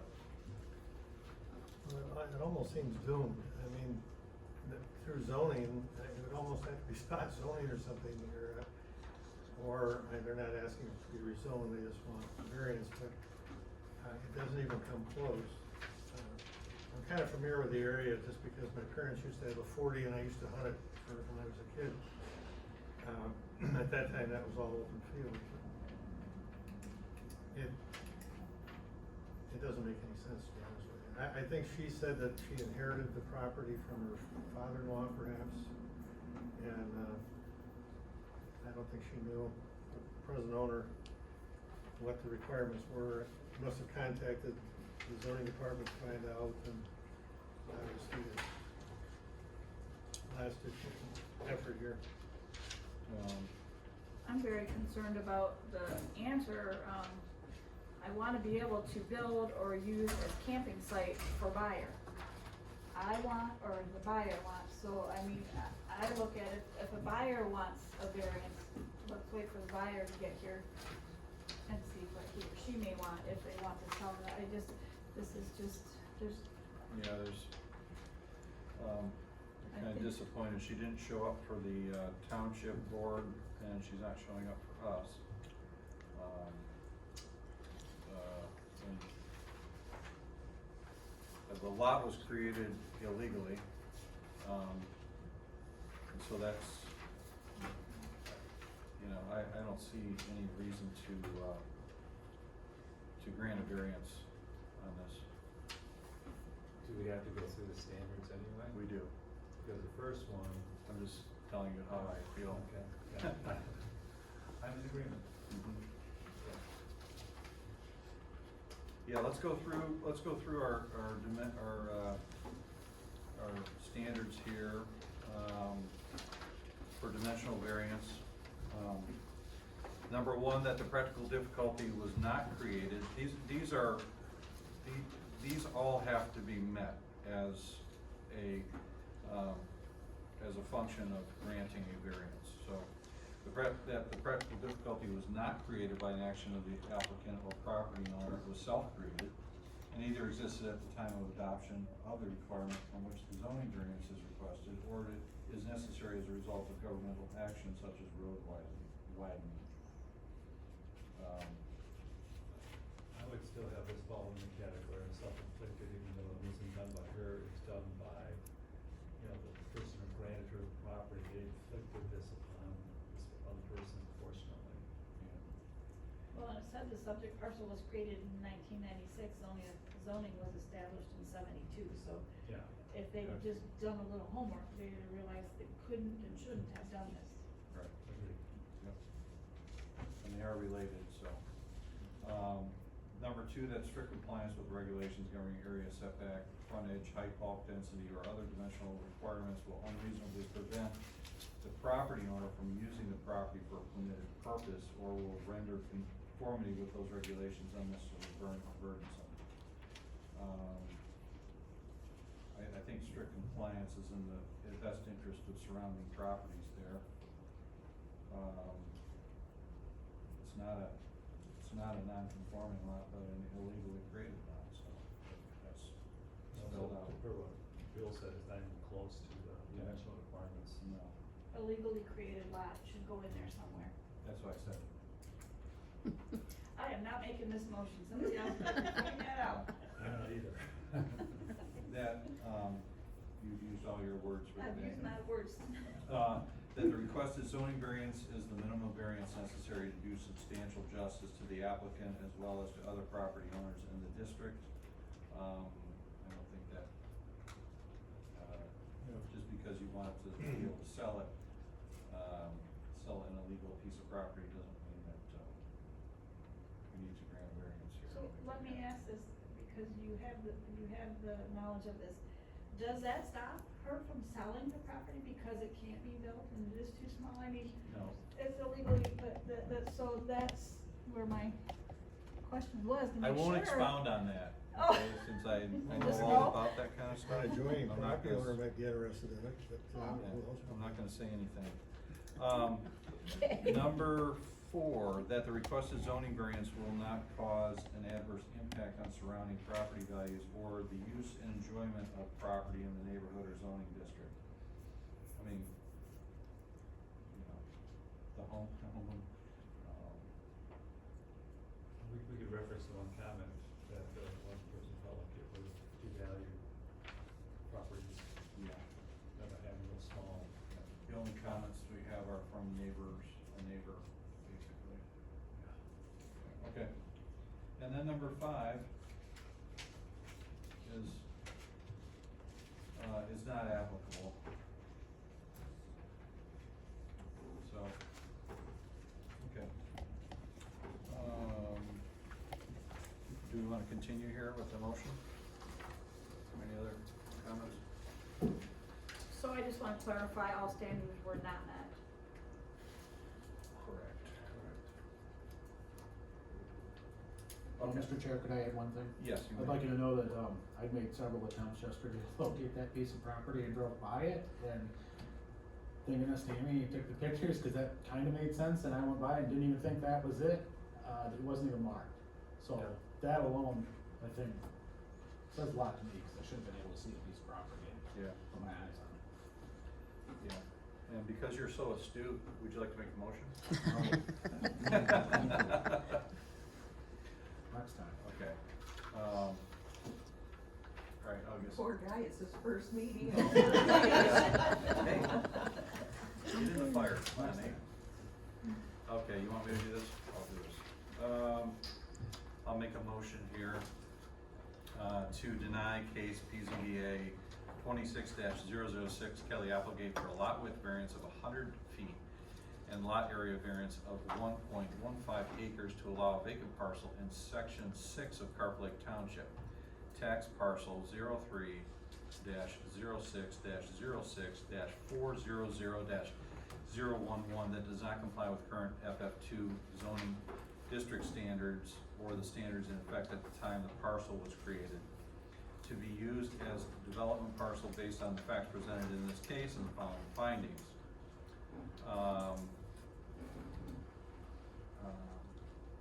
Pursuant to the zoning ordinance, section 25.04.3, the applicant must demonstrate in the official record of the public hearing that practical difficulty exists by showing all the following. Standard 1, that the practical difficulty was not created by an action of the applicant or property owner and either existed at the time of adoption of the requirement from which the variance is requested or is necessary as a result of governmental action such as road widening. The ZBA determines that the standard is not met based on the following findings of fact. That that the lot was created in 1996,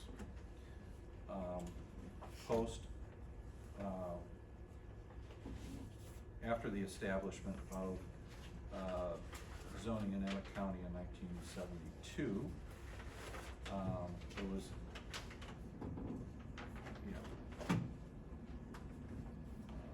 it was created by her father, which, yeah, we're saying it was self-created. Number 2, standard 2, that the strict compliance with the regulations governing area, setback, frontage, height, bulk, density, and other dimensional requirements will unreasonably prevent the property owner from using the property for a permitted purpose or will render conformity with those regulations unnecessarily burdensome. The ZBA determines this standard is not met based on the following findings of fact: that the lot is an illegally created lot.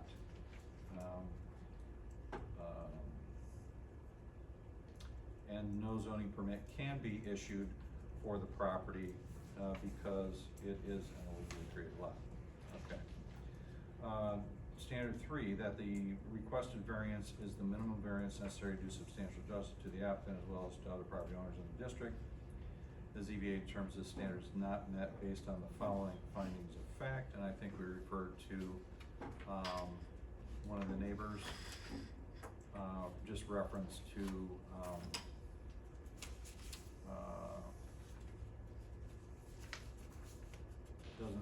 basically doesn't support the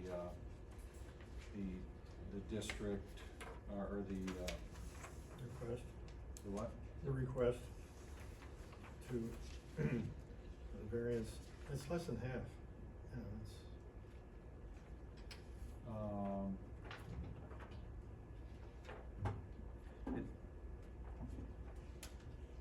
The variance will not do substantial justice to the applicant or other property owners in the district because it supports it would support the development of an illegally created lot. Is that enough?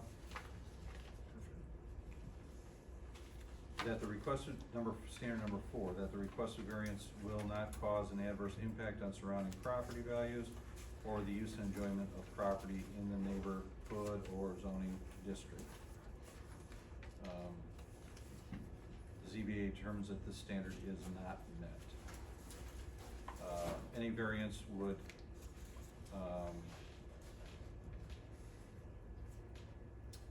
allow a structure to be built outside of setbacks and closer to other lot lines, adjacent lot lines.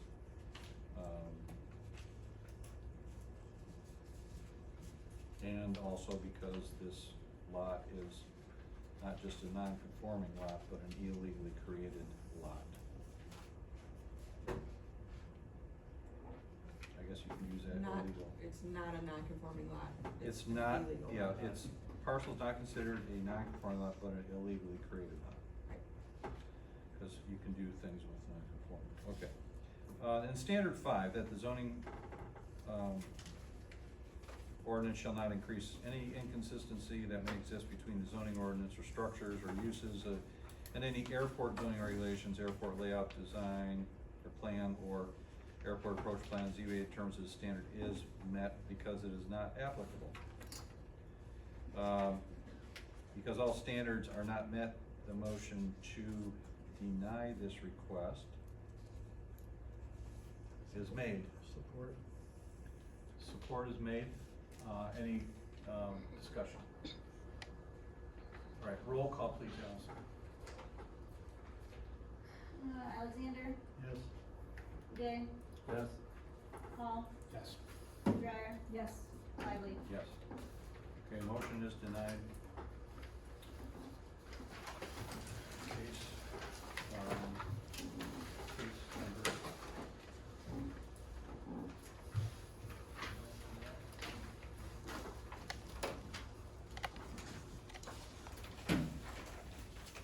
Okay, next on the agenda is PZBA 26-001, Stephanie Baldwin for Roy and Christine, is it Nealon? Nealon. A dimensional variance or waterfront setback residential addition at 4760 Olden Road, Littlefield Township. And this is the first hearing. Oh, nice. Okay. This is a dimensional variance for a waterfront setback, and it's not. No, I got it now. All right, here is the location there on Crooked Lake, Boy, oh boy, Tammy, nothing's working. There it is, sort of. Right on Crooked Lake, and this one you should have been able to find. I think I found it. very good. Here's a close-up with an aerial map. There are 2 structures on the property, 2 cottages, 2 homes. The one in the southeast corner is proposed to be removed, and along the west side, this cottage is proposed to expand. And we'll move forward with that, talking a little more. Subject parcel is zoned RR, recreation residential, it's approximately 0.25 acres. Those two non-conforming dwellings that I just pointed out, the smaller dwelling is just set back about 2 feet from the east side lot line and is located almost entirely within the required 60-foot waterfront setback. The front and west side setbacks are met, but that is proposed to be removed, eliminating those existing nonconformities by that structure being in existence. The larger dwelling, as I mentioned, on the west side is planned for an addition. As it exists, it is set back 7 feet 5 inches from that west side lot line. They are proposing to retain that existing setback and expand to the east. It is 14 foot 3 inches from the front and a minimum of 40 feet from the waterfront on that property. Again, they're proposing to maintain that footprint and expand to the east. The addition, as proposed with a waterfront setback of 43 feet 9 inches, which is farther from the lake than the existing house, but still would require a variance of up to 16 feet 3 inches. Here is a summary of what is existing and proposed. Also want to note that the front setback at 30 feet 3 inches is using that, what we call the averaging rule, where it can be administratively approved, and that was supplied by the applicant, those calculations of the existing structures on either side. Here's a survey that was included in the packet. This is showing all the dimensions, the location of the existing cottage footprint, and in gray, what is proposed to be removed. This additional highlight I kind of added in to show you that that essentially amounts to the building envelope. If you were to apply the full front setback without using that administrative rule for the averaging rule, and applying the full setback required for the waterfront. Here is the site plan. On the right is the full site plan showing the full property, and on the left is what is a little zoomed in there. The area that the applicant outlined or shaded in the burgundy color is the portion of the addition that would be within that required 60-foot setback. And again, the outline here of the other cottage would be removed, and that would in effect lessen the overall nonconformity. The floor plans were provided in the packet, and here is the existing floor plan, of course showing both of the structures. And here is what is proposed first floor, and you can get a sense of the addition off to the right, and a second floor plan as well, followed by elevations. On the top is the front view from the road and the waterfront view on the bottom. Got some pictures here. Sure you were able to find this. Across the way is Odin Island, across the water, just to give you a perspective on where it is. And again, the white structure is the smaller cottage closer to the water that's proposed to be removed, and structure on the right is proposed to expand. Here are photos from the road of the smaller structure, and then kind of an angled view to get a sense of its proximity to the waterfront. The cottage, the larger cottage, is shown here a little bit further back from the waterfront, and another view showing the water's edge and the existing structure to be proposed to be expanded.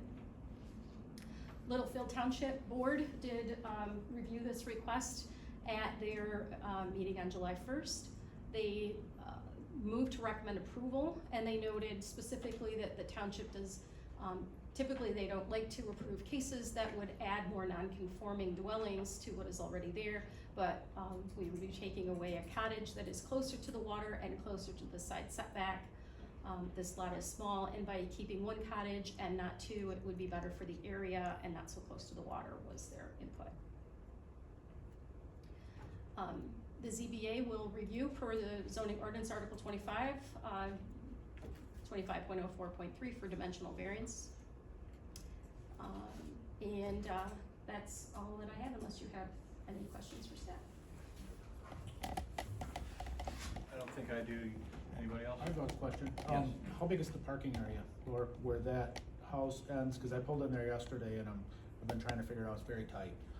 In the front where the cars are gonna pull in, I see where they go in the garage on the right-hand side. of Are the you front. talking about, what's proposed? Backing out of the garage, or yeah, what's proposed for, how much width is there? Cause it's, That might be something We that can the ask that. applicant oh, can, okay. can speak to. Oh, sure, okay, Yep. sorry.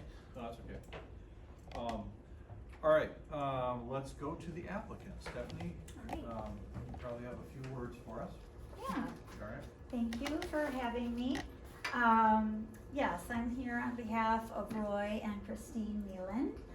They purchased the property last year with the notion of remodeling both structures and attaching them. And then our comment when they came to our company was, do you have a survey? And I'm sure this surprises you. I know it doesn't surprise Mr. Boudet on how many people don't have surveys when they buy property. And they got their survey, and then we started the discussion of what they can and they cannot do with their property. And so then the discussion happened of, we're not gonna be able to connect anything because it will make the property unsafe, and that our goal in our area as a design service is to try to make a lot more conforming, safer for the area. So the white cottage itself is in a complete disarray. It would need to be rebuilt from the ground up if they chose to do that on its own. So the recommendation was to take it down and see what we could do to provide them with the space that they need for their family, as well as a 2-car garage. The single garage that's currently on the yellow cottage, you cannot fit a vehicle in it. It's a little too small for that. And they're looking at this residence as being a full-time home eventually when they retire. So it's looking to bring it up to code and provide some better function to it. So looking at the structure, one of the important items were to not have 2 houses on one lot. So taking down the white cottage eliminates 2 structures on this property. So taking a look away the white cottage also then provides that side setback compliance. And so that, in effect, when we could set that or provide that setback on the site plan and design around that was important. Having the additional 10 feet aided our very small building envelope. And even now, with the additional 10 feet, it's a very, or that 10-foot offset, it's still very minimal on the size that I have to work with. So I'm trying to fit the needs on this non-conforming lot. But in doing so, we are also trying to maintain improve the setback from the lake. Currently, the improvement would be 24 feet by this addition and eliminating the white cottage. That 16.3 that we're looking for this variance is the exact distance as far as, or it's about 16 feet even from the corner of the yellow cottage to the current setback. So kind of maintaining what that existing cottage lake variance is right now. So trying to improve what we have because of the second structure, but maintain the distance we have with the current yellow structure. We are also improving the amount of area that's outside our building envelope. With this design, we see a decrease of about 285 square feet of space outside the building envelope. So an improvement there. Improvement with the structures, improvement with the side setback, improvement on the lake setback, improvement on the area. The proposed home lot coverage is about 24%, so we're maintaining those parameters. The height is about 1810, for how we measure it, so we're under the height restriction as well. The second floor is contained within the roof. We are adding a roof on the existing yellow cottage. We're not adding a second floor, just adding a roof system, but putting living space under part of the existing structure. So, you asked about parking. Will be, or, well, you haven't yet, but you did. I will. Yeah, parking. They're still about 30 feet from that corner of that garage out. They are planning on redoing some landscaping.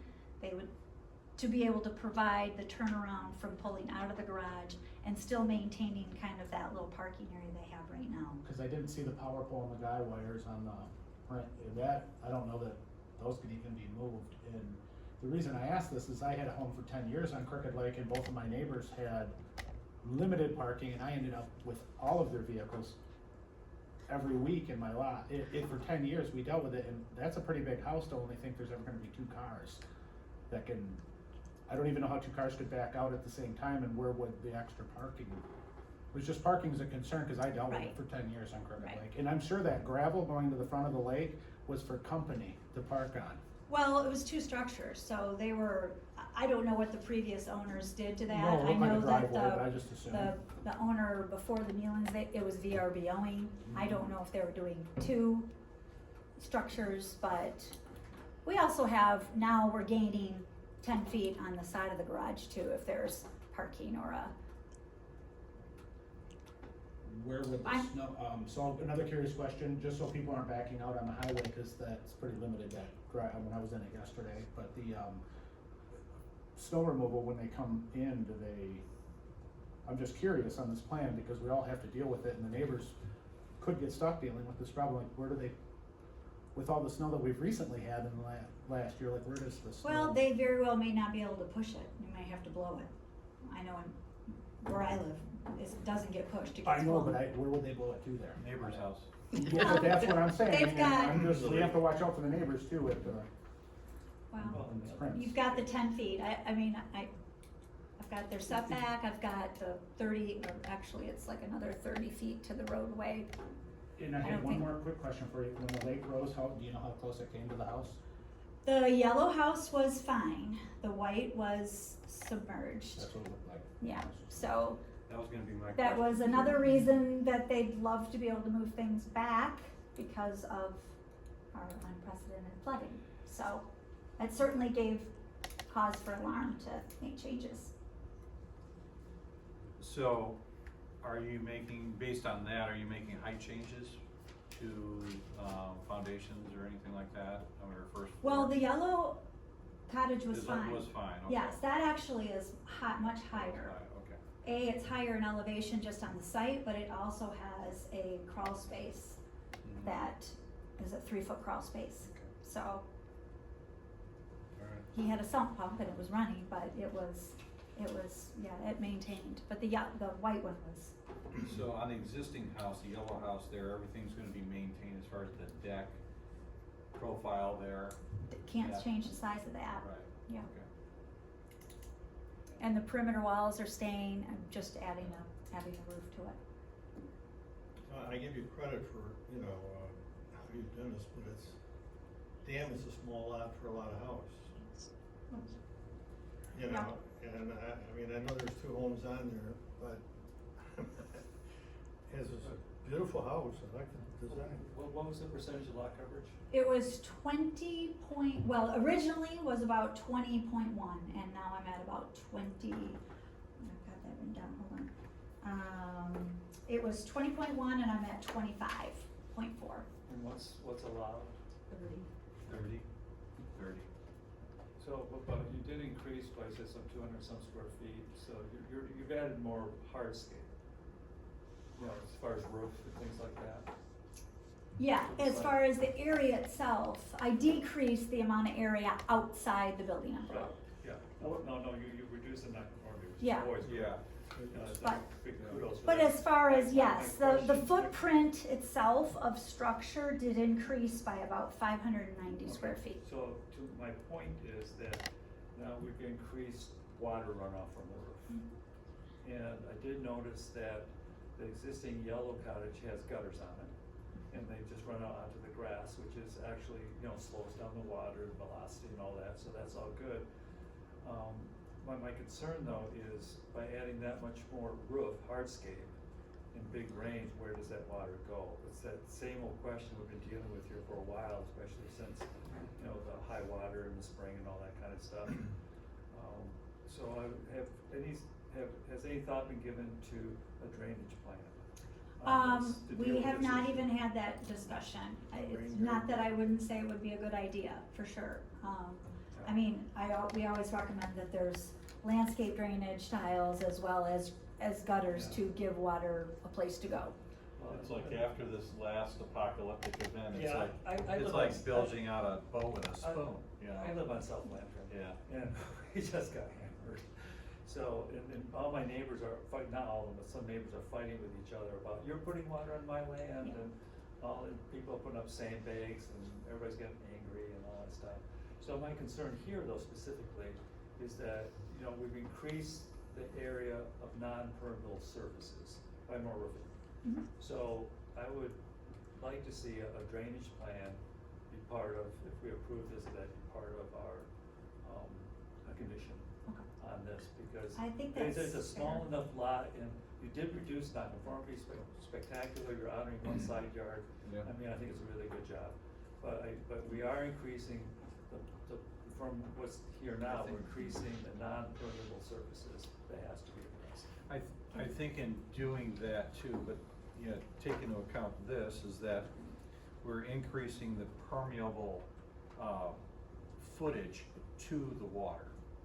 Oh, absolutely. By, Yeah, I didn't- drastically. I didn't And do then- an area, that area that I'm talking about, that increase of almost 600, that's structure, Yeah. not driveway. Right. So we are removing a huge area of gravel, that's, Yeah, and we I'm- still need a driveway and Yeah. parking, Yeah, but. but towards the lake, that's a good point, Craig, because I think that'd be part of a drainage plan where a civil engineer would show, this is X amount of water can move, can sheet drain across this.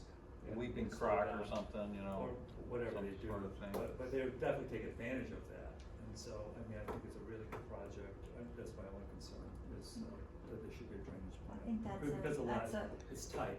it's tight, For real all those, estate. all of these lots It's- right along there, Yeah. neighboring properties, they're small lots, they're very tightly put in there, and I don't think that's an unreasonable request for a drainage plan.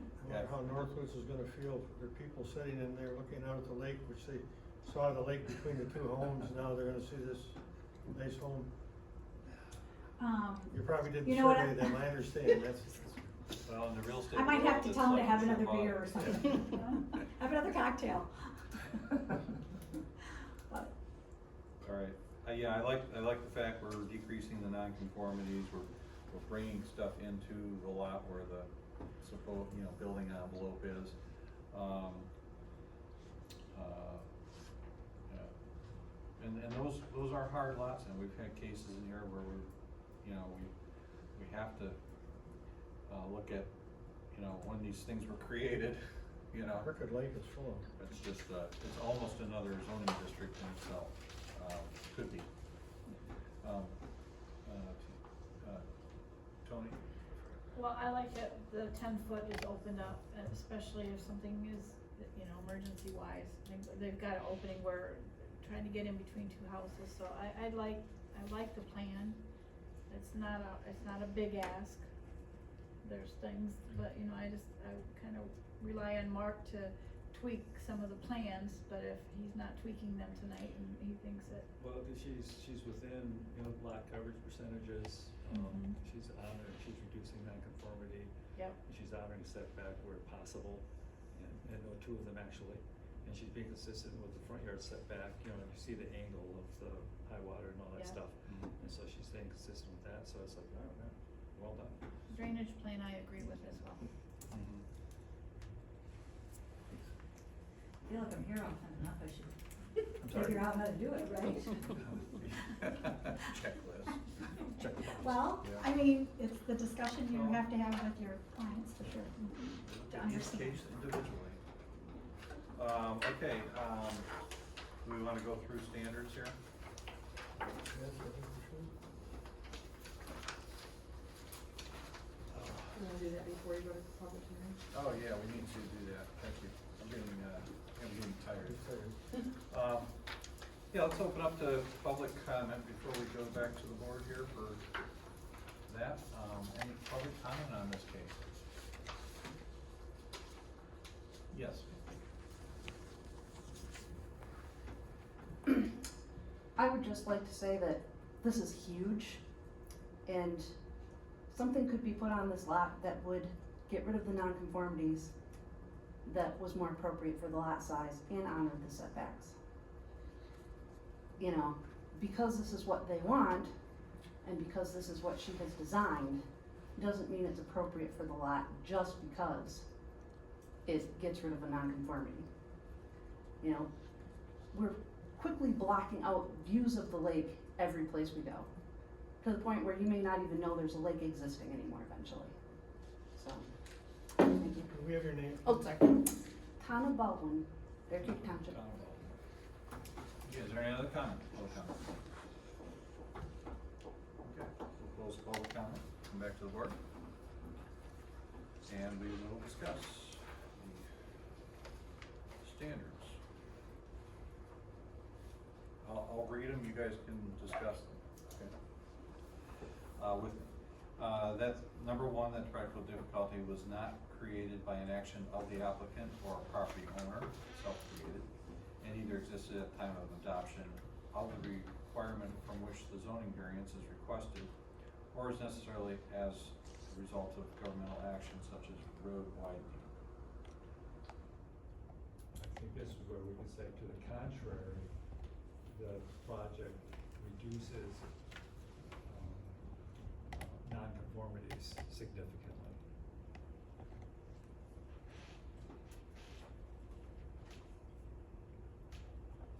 And the lot was created prior to That aspect. a lot of the. Sure. Yeah. Yeah, it's a Zoning ordinance. non-conforming lot of record. Yeah. Number two, that the strict compliance with the regulations governing area, setback, frontage, height, bulk, density, or other dimensional requirements will unreasonably prevent the property owner from using the property for a permitted purpose, or will render conformity with those regulations unnecessarily burdensome. Maybe this is where the reduction in nonconformity goes. If the project reduces nonconformity. I'm does it not fit sure, there? it can't be mentioned more than once, honestly. Other than one, I mean, standard one could just say is a non-conforming lot of record, so it was not self-inflicted. Standard two can be a reduction in, non-conforming areas and setbacks. Are you see that, this? Are you on that page? No, I'm just reading, Oh, you're I'm just just my own, you're I'm just reading freestyling that. it, Yeah. like usual. So, okay, yeah. So, well, I think it's important to point that out, that the, it sits within the 60 That makes it too easy.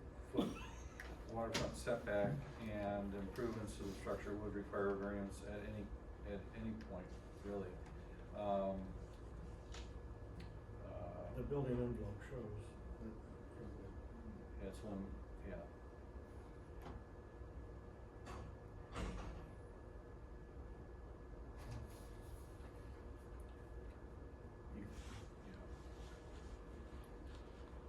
That goes, so actual non-conformities are reduced, Yeah. and don't be so specific. Number three, that the requested zoning variance is the minimum variance necessary to do substantial justice to the applicant as well as to other property owners in the district. Well, I think that's debatable. You know, you can always reduce the size of a house, but, for people to be encouraged to want to, build homes, when you look at the square footage, it's big, obviously, but it's not huge. Another thing else, it also just, I think, open up the view a little bit by pulling the building back. It actually opens up angle view 4 inches and maybe on both sides actually. Yeah. We say the square footage is reasonable, and the And it meets adjacent. the average building setback of the other structures within 200 feet on either side of the subject property. So that's the averaging that we do on some of this waterfront stuff, Nate. I get it, I'm just a little hung up on the parking still. Big house, limited parking, I'd like to have, hear a little bit more about it. Just cause I dealt with it.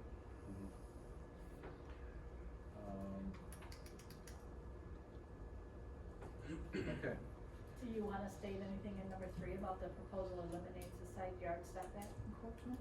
we can do that.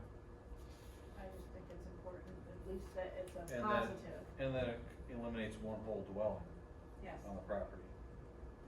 And are we gonna make that a requirement before construction starts? I mean, I know that's gonna go at the bottom if we do that. I think as per plans, Yeah, they're not gonna build a building. as per plans submitted, Yeah. I don't, yeah, Well, we've had sheds stay when they were supposed to be gone, so, yeah. yeah. You just never know.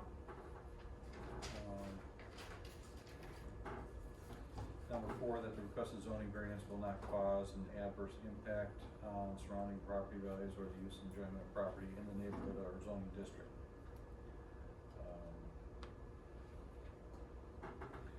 Yeah, it won't hinder neighboring properties, I don't believe, in any way, and in fact, like what,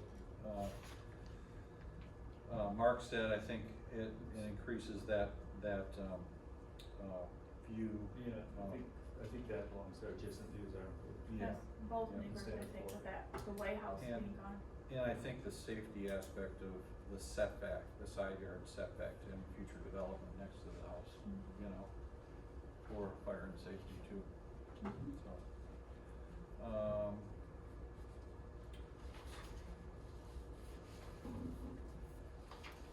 And number 5 is not applicable, so. All right. Think we have a handle on that?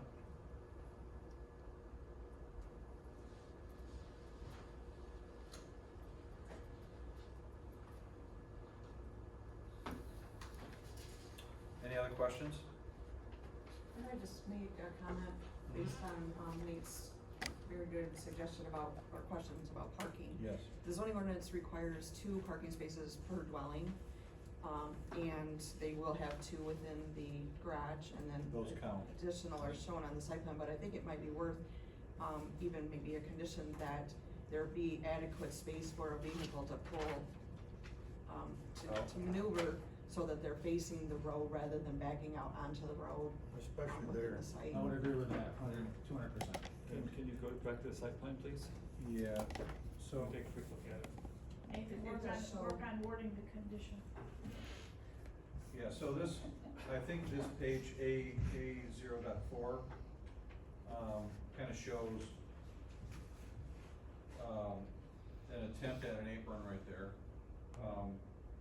Maybe that's pushed back, up toward the road there a little bit more. Yeah, it may have to, in reality, turning radius of a decent sized vehicle, be very hard to use this space here. It's almost like this has to come up like this, and then Yeah. come back down. This has to be able to use. Can that be included in the drainage plan? To show the Well, driveway? we'll make that, it can be Yeah. included We'll have as it a in the requirement, drainage, because I yeah. think Nate is right. Cause it'd be very hard to back a vehicle into here and then get out again, cause you're gonna end up up here. Yeah, And so you have that's to come up- existing, I didn't show, Yeah, so I proposed. guess would ask that there be an approved backup space, so specifically so that cars do not have to back out onto the highway. I think that's a very valid point. Is there any better way we could word that recommendation, or, process on here?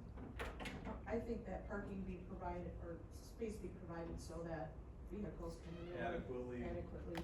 Turn around to face in the direction of the road. So they specifically do not back out onto the highway.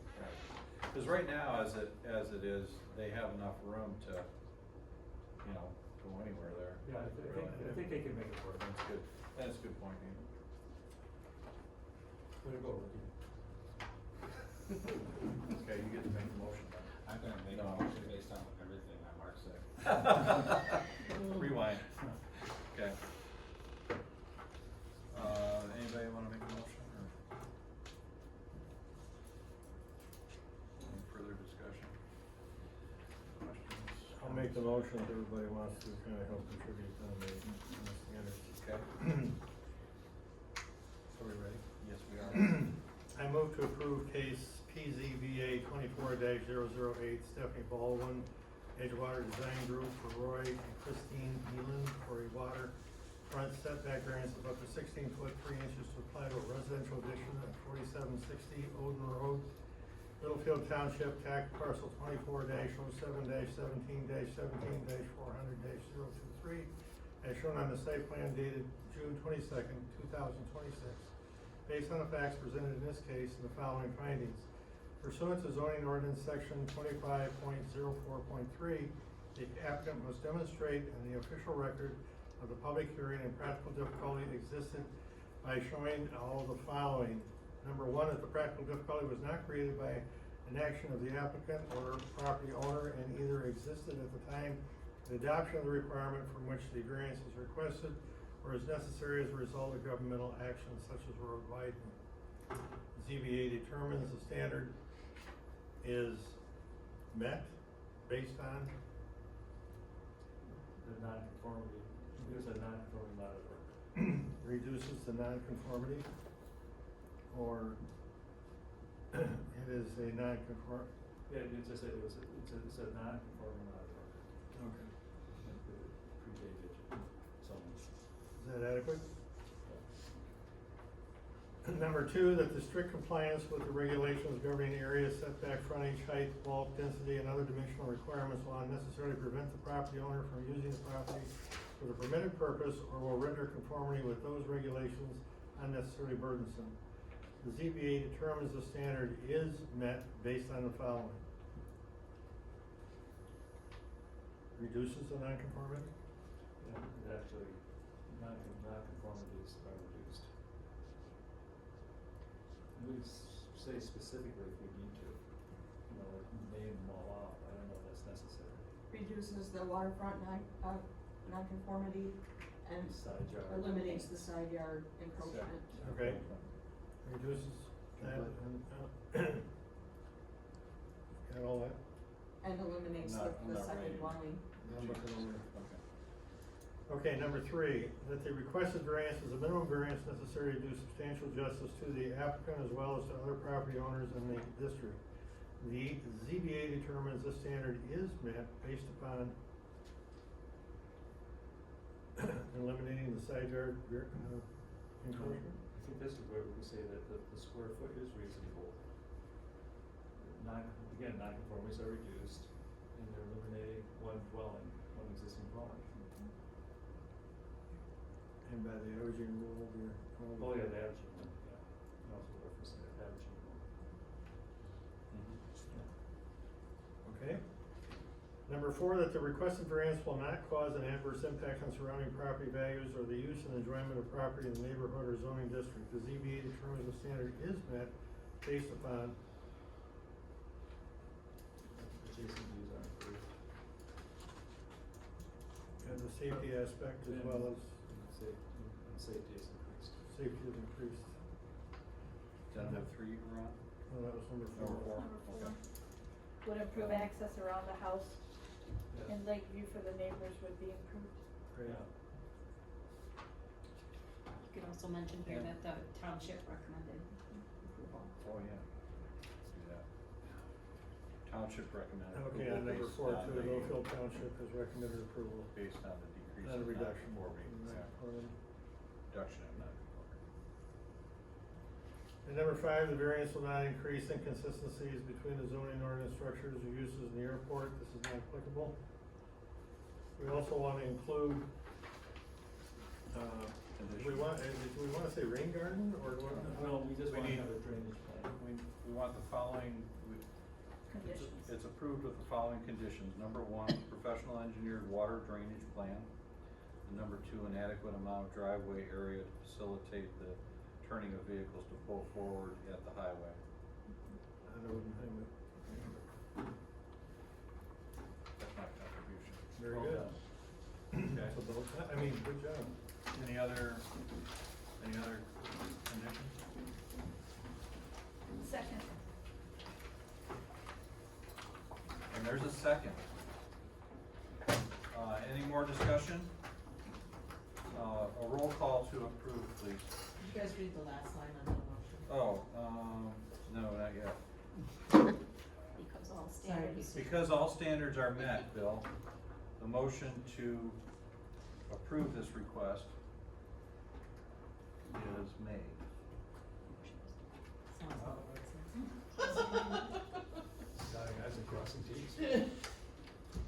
Girl knows her work over there. The motion is to approve.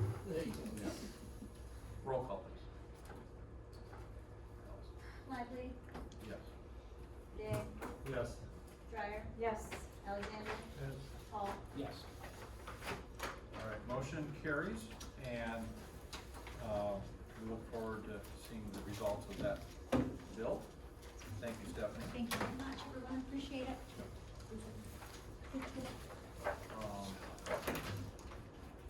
All right, our last case of the evening is,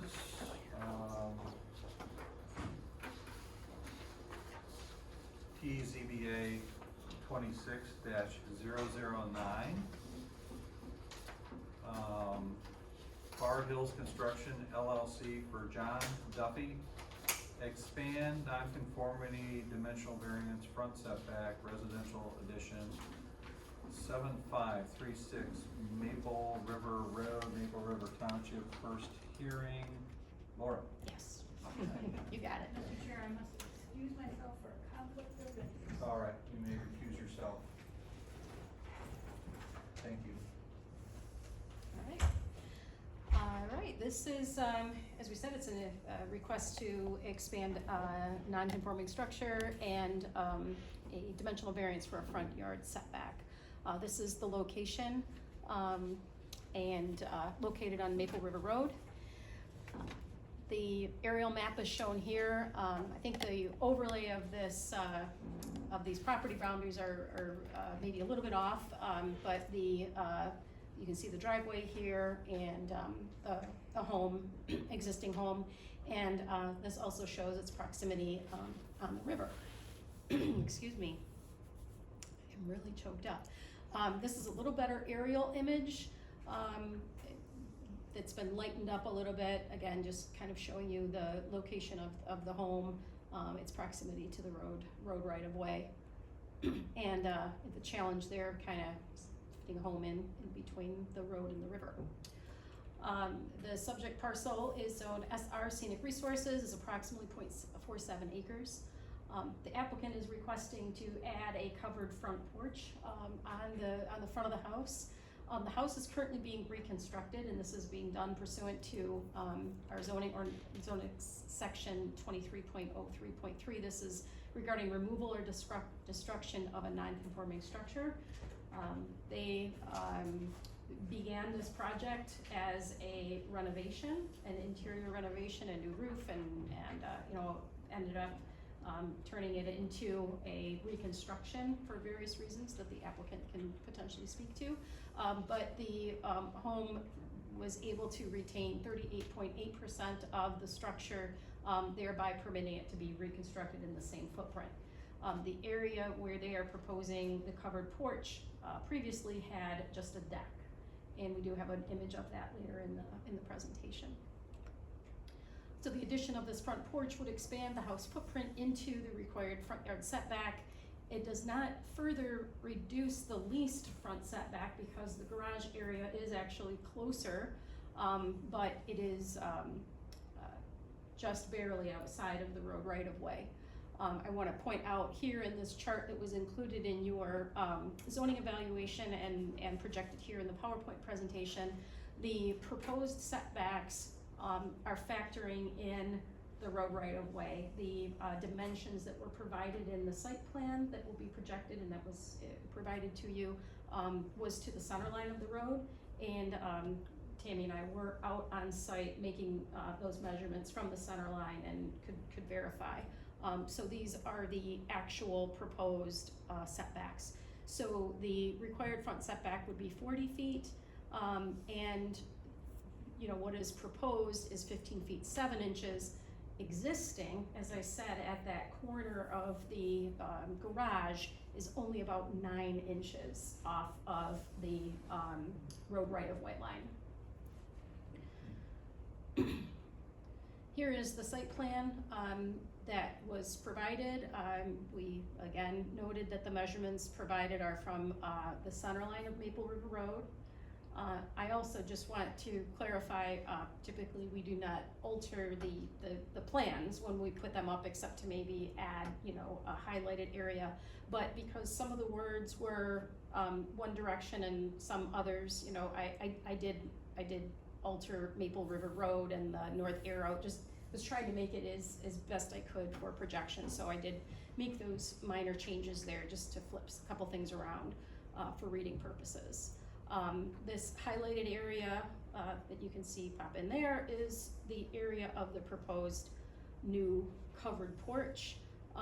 The applicant has indicated that it would be in line with the existing front line of the garage, and therefore, as we stated, not further reducing the least point of front setback, but kind of expanding that line. Now we have some photos. This is the view from the front of the house from the road right of way. In the corner here, you can see the location of that split rail fence, just to give you some perspective. This is more or less the area of the proposed front porch. Here we have a view kind of on an angle, standing in front of the garage area, looking towards the location of the proposed porch. This is a 2024 street view. This is just from Google Maps Street View. And you can see right here in that area of the proposed covered porch is what had been just a deck with a railing. So we did discuss this with the applicants when they were deciding how to move forward, indicating that they wanted to add a porch, and this is one of the views that we investigated to kind of see what was there previously, and they were advised that they could put the porch, a deck back in that exact same location, but they determined that they wanted to move forward to request a variance to have a covered porch, and they were advised to, that their option would be to request a variance. This is a view from the driveway facing east, and you can see again the, gosh, I keep hitting the wrong button, guys. Hold on. I can't seem to hit my laser pointer, but yes, just wanted to show you that fence is actually within the road right of way, and this is the corner here of the garage that is just about 9 inches off of the 33 feet from the center line, to that corner. Another photo, again, this is looking the other way, so now we're facing west. Same kind of view to show you the setback. The township did review, it was just last night. The statement that we received from the township, and which was distributed to you tonight, is that they have no objections as long as the request does not increase the existing nonconformity. That was the email that we received. So for review process and standards, the ZBA will need to review from 2 articles. Article 23, which deals with nonconformities. Section 23.01, that's where it specifically addresses the Zoning Board of Appeals role in considering that expansion. And then Article 25, that like we just looked at with a dimensional variance. So that is, that's all I have. I just want to also note that in your zoning evaluation, the draft motion template included for you 2 sections, one addressing the expansion of a nonconformity, and then the other for dimensional variance. I know sometimes I kind of get tripped up with that and where that should be addressed. So provided that for you to, make sure that the motion is complete to address both of those elements. We don't miss anything. Never. Try not. All right, any questions for staff? No? Okay. Is the applicant here tonight? Yep. Okay, would you like to come in and, we might have some questions, probably will have questions for you too, and, but would you, how do we get to where we're at with this case and give us a little bit of I'm background? Tyler Landon, I'm the owner of Fargo's Construction. One of the owners, the other one couldn't make it tonight, he's on chemo, so it's kinda tough for him to get out. Basically, we come into this house, we started remodel, we were just gonna originally just mess with the inside, that was all. And maybe the decks, because they're in bad shape. And I looked at it in the snow, you know, it was a tough decision to make on, as far as the decks, so there's 3 foot of snow. But as far as like the inside, everything looked somewhat normal, a little bit of water damage from what we seen, but we didn't really realize what we were getting into until we started tearing it apart. And then stuff was rotten and this and that, and the rafters were broken. And we really didn't see until we got into it to where we had to, I mean, I can't just put a house back together that doesn't meet code either. So that's kinda how we got to where we are today. And the owner would like a covered porch. That's his, what he would like. And I'm just here to represent him. All right. Let me ask you a little bit on the history of it. Yep.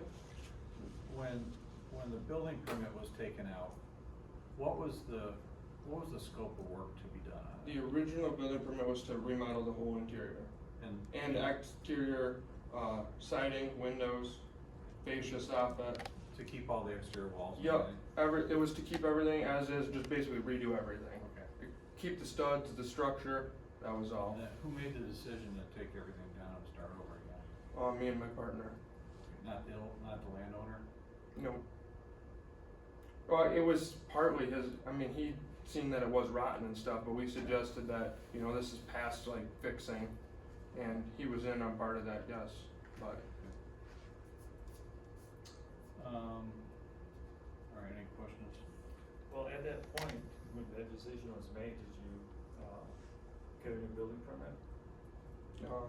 Not originally, cause I didn't realize that we were breaking any laws or doing anything. So I just wondered how it went from the picture we just saw, where it was, you know, just a very simple structure, low Yeah. slope roofing and all that stuff, and it's quite different now.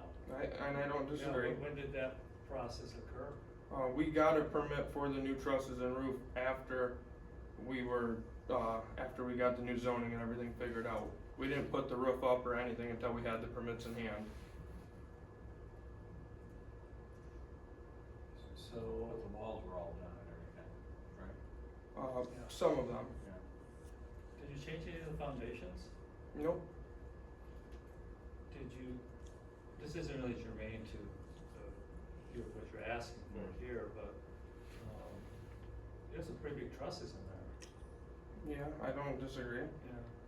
So you put a contemporary snow load on the trusses, taking the load all the way to the sidewalls, bringing it down on a new frame wall, which is reasonable. Where does that load path go down to the footings? You know, the footings designed to handle that much additional weight that was never on the original building. The block, it's 12-inch block, huge footings. How big are the footings? I mean, I guess can't tell you honestly, but Yeah, and they're can't. decently sized. Can't. Were the footings around the garage, did you pin those and check those, or are they, do you know what you have there? Not on the garage. The house we know a little bit about because we cut into the floors, and for future plumbing, the floors were cut out. And so we could see that they were at least 12 inches thick. I can't tell you how wide they are, but they're 8 inches inside the 12-inch block. So I mean, if it was centered, they should be 24-inch footings, 24 by 12s. Who did the drawing for this drawing here? Me and my office lady.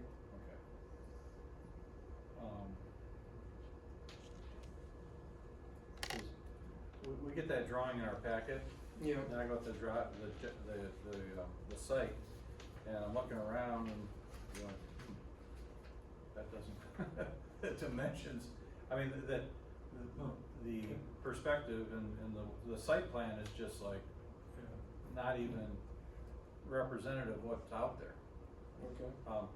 There's no markings for setback, where the setbacks were and you mark 33 feet, or 33 feet 9 inches from Maple River Road, and it was actually from the center From line the of center of the road, yes.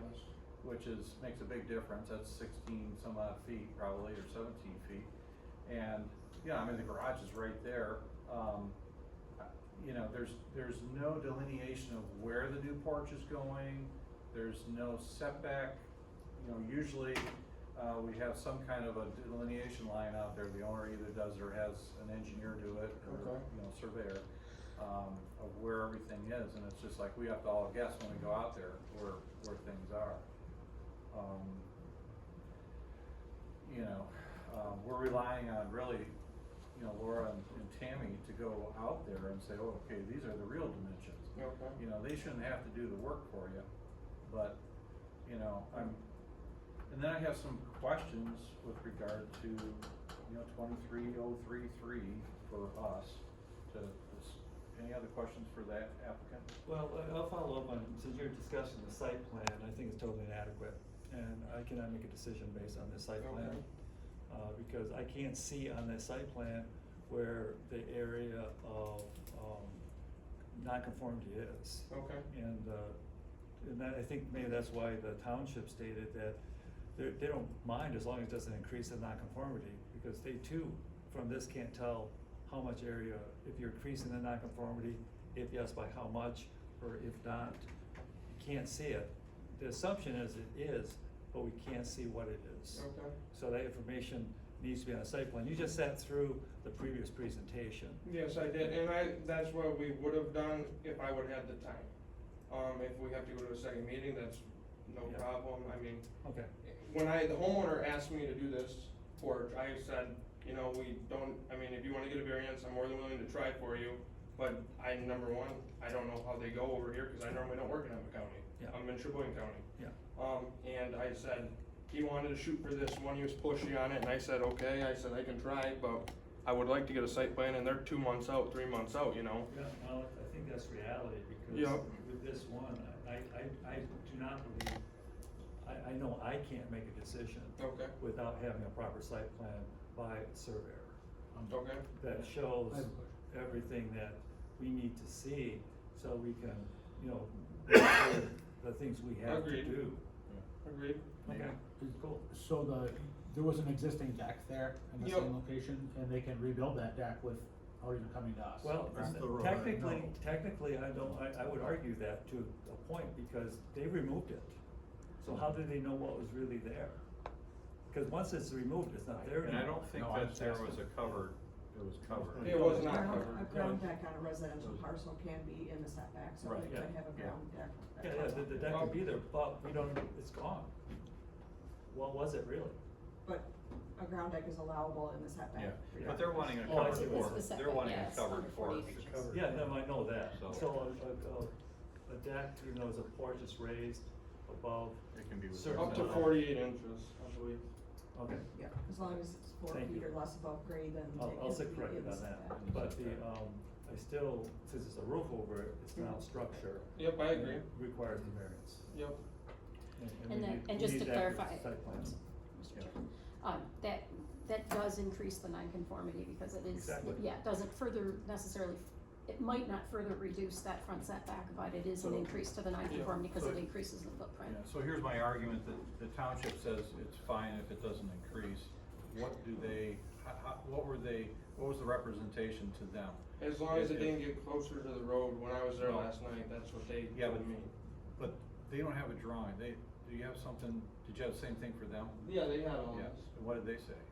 They said that they realized that the porch does not stick out past the garage, and that was all they cared about. They didn't want the porch any closer to the road, Okay. you know, they didn't want it to go past the garage. But, yeah, you know, for me, I can't adjudicate this case based on that. Okay. I can't Can I do add that. something? Yeah, go ahead.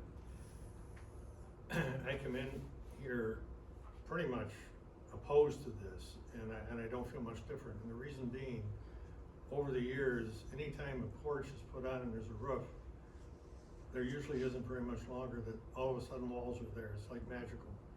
Yeah. And nobody usually asks, it comes in and says, you know, gee, we've decided, it's just all of a sudden, and we realize it when we come out, and we take pictures or things like that, and suddenly realize, wait, we have a difference here, and then everyone's like, I don't know. And that would not be okay to extend. And I agree. I mean, it's a single post now, but it doesn't mean 2 years down the road, my client might not change their mind, you know? I don't make them decisions. No, I appreciate Right. that. Just letting you know where Okay. I stand. Any more input from anybody? Okay, thank you. Is there any public comment on this? Okay, if there is not, I would like to bring it back to the board for some discussion. I have a question for Laura or Tammy with regard to 2023.03.3. Should such structure be removed or be destroyed by any means to an extent of more than 80% of the usable cubic space or floor area of the principal structure, it shall not be reconstructed except in conformity with the provisions of this ordinance. Is there any limitation to the word destroyed?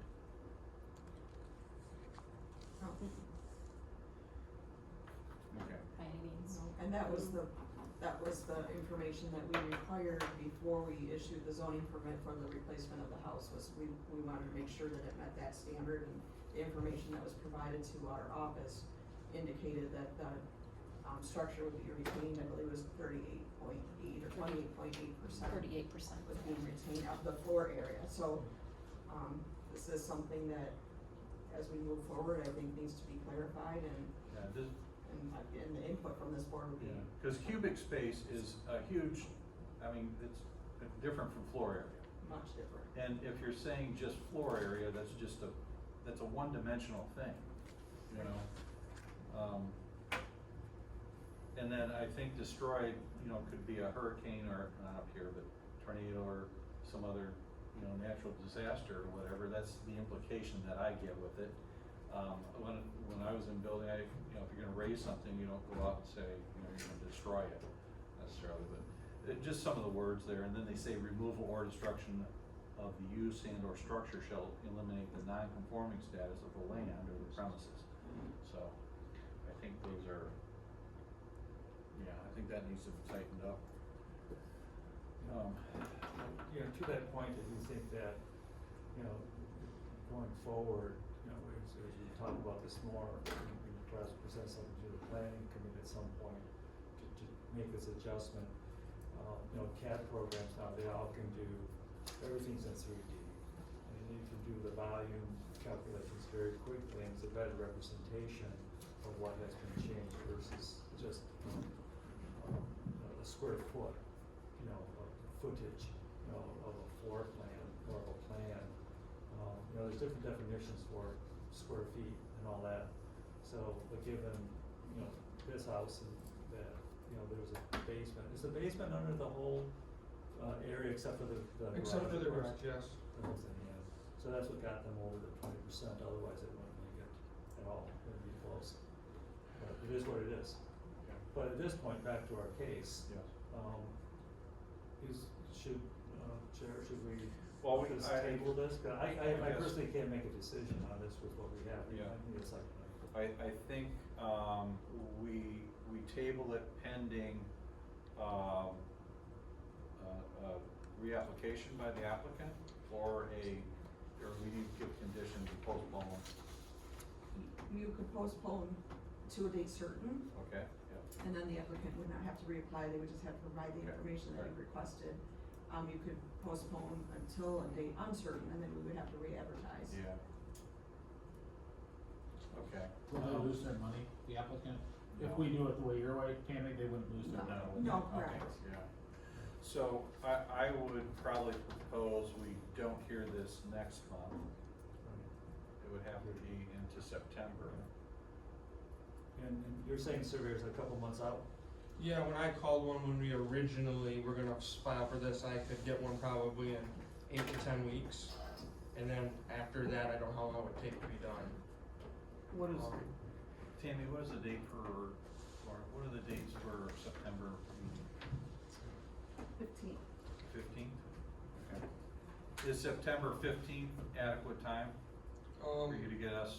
As long as my surveyor can get it done, yes, I mean, Well, that's but all we. remember, you want it at least a couple weeks before that because Yeah, of That's true. packets. yeah, because the deadline is before that date. Okay, I can, So, which I think I can make it happen if I make some calls. probably end of August or before August 18th, right? The packet date, He's looked at it, but he hasn't started drawing. September 1st? September first. Okay, okay. So by September 1st, submitted to zoning Okay. by September 1st, so, all right, I'll make a motion to postpone this case to, the date of September 15th.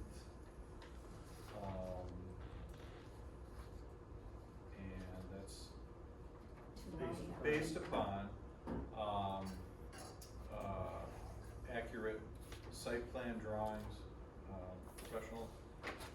accurate professional site plans drawings that are, that depict, all the required elements of the site plan as, the zoning administrator, puts forth. In their application, they do have all of those requirements that, of the things that need to be on the site plan, so it needs to meet that. Yeah, the guy that does my site plans usually I should know all that at least. All right, so that's the motion. I second it. Second, any other discussion? All right, we have the roll call, please. Lively, Yes. Hall, Yes. Alexander, Yes. Uday, Yes. Okay.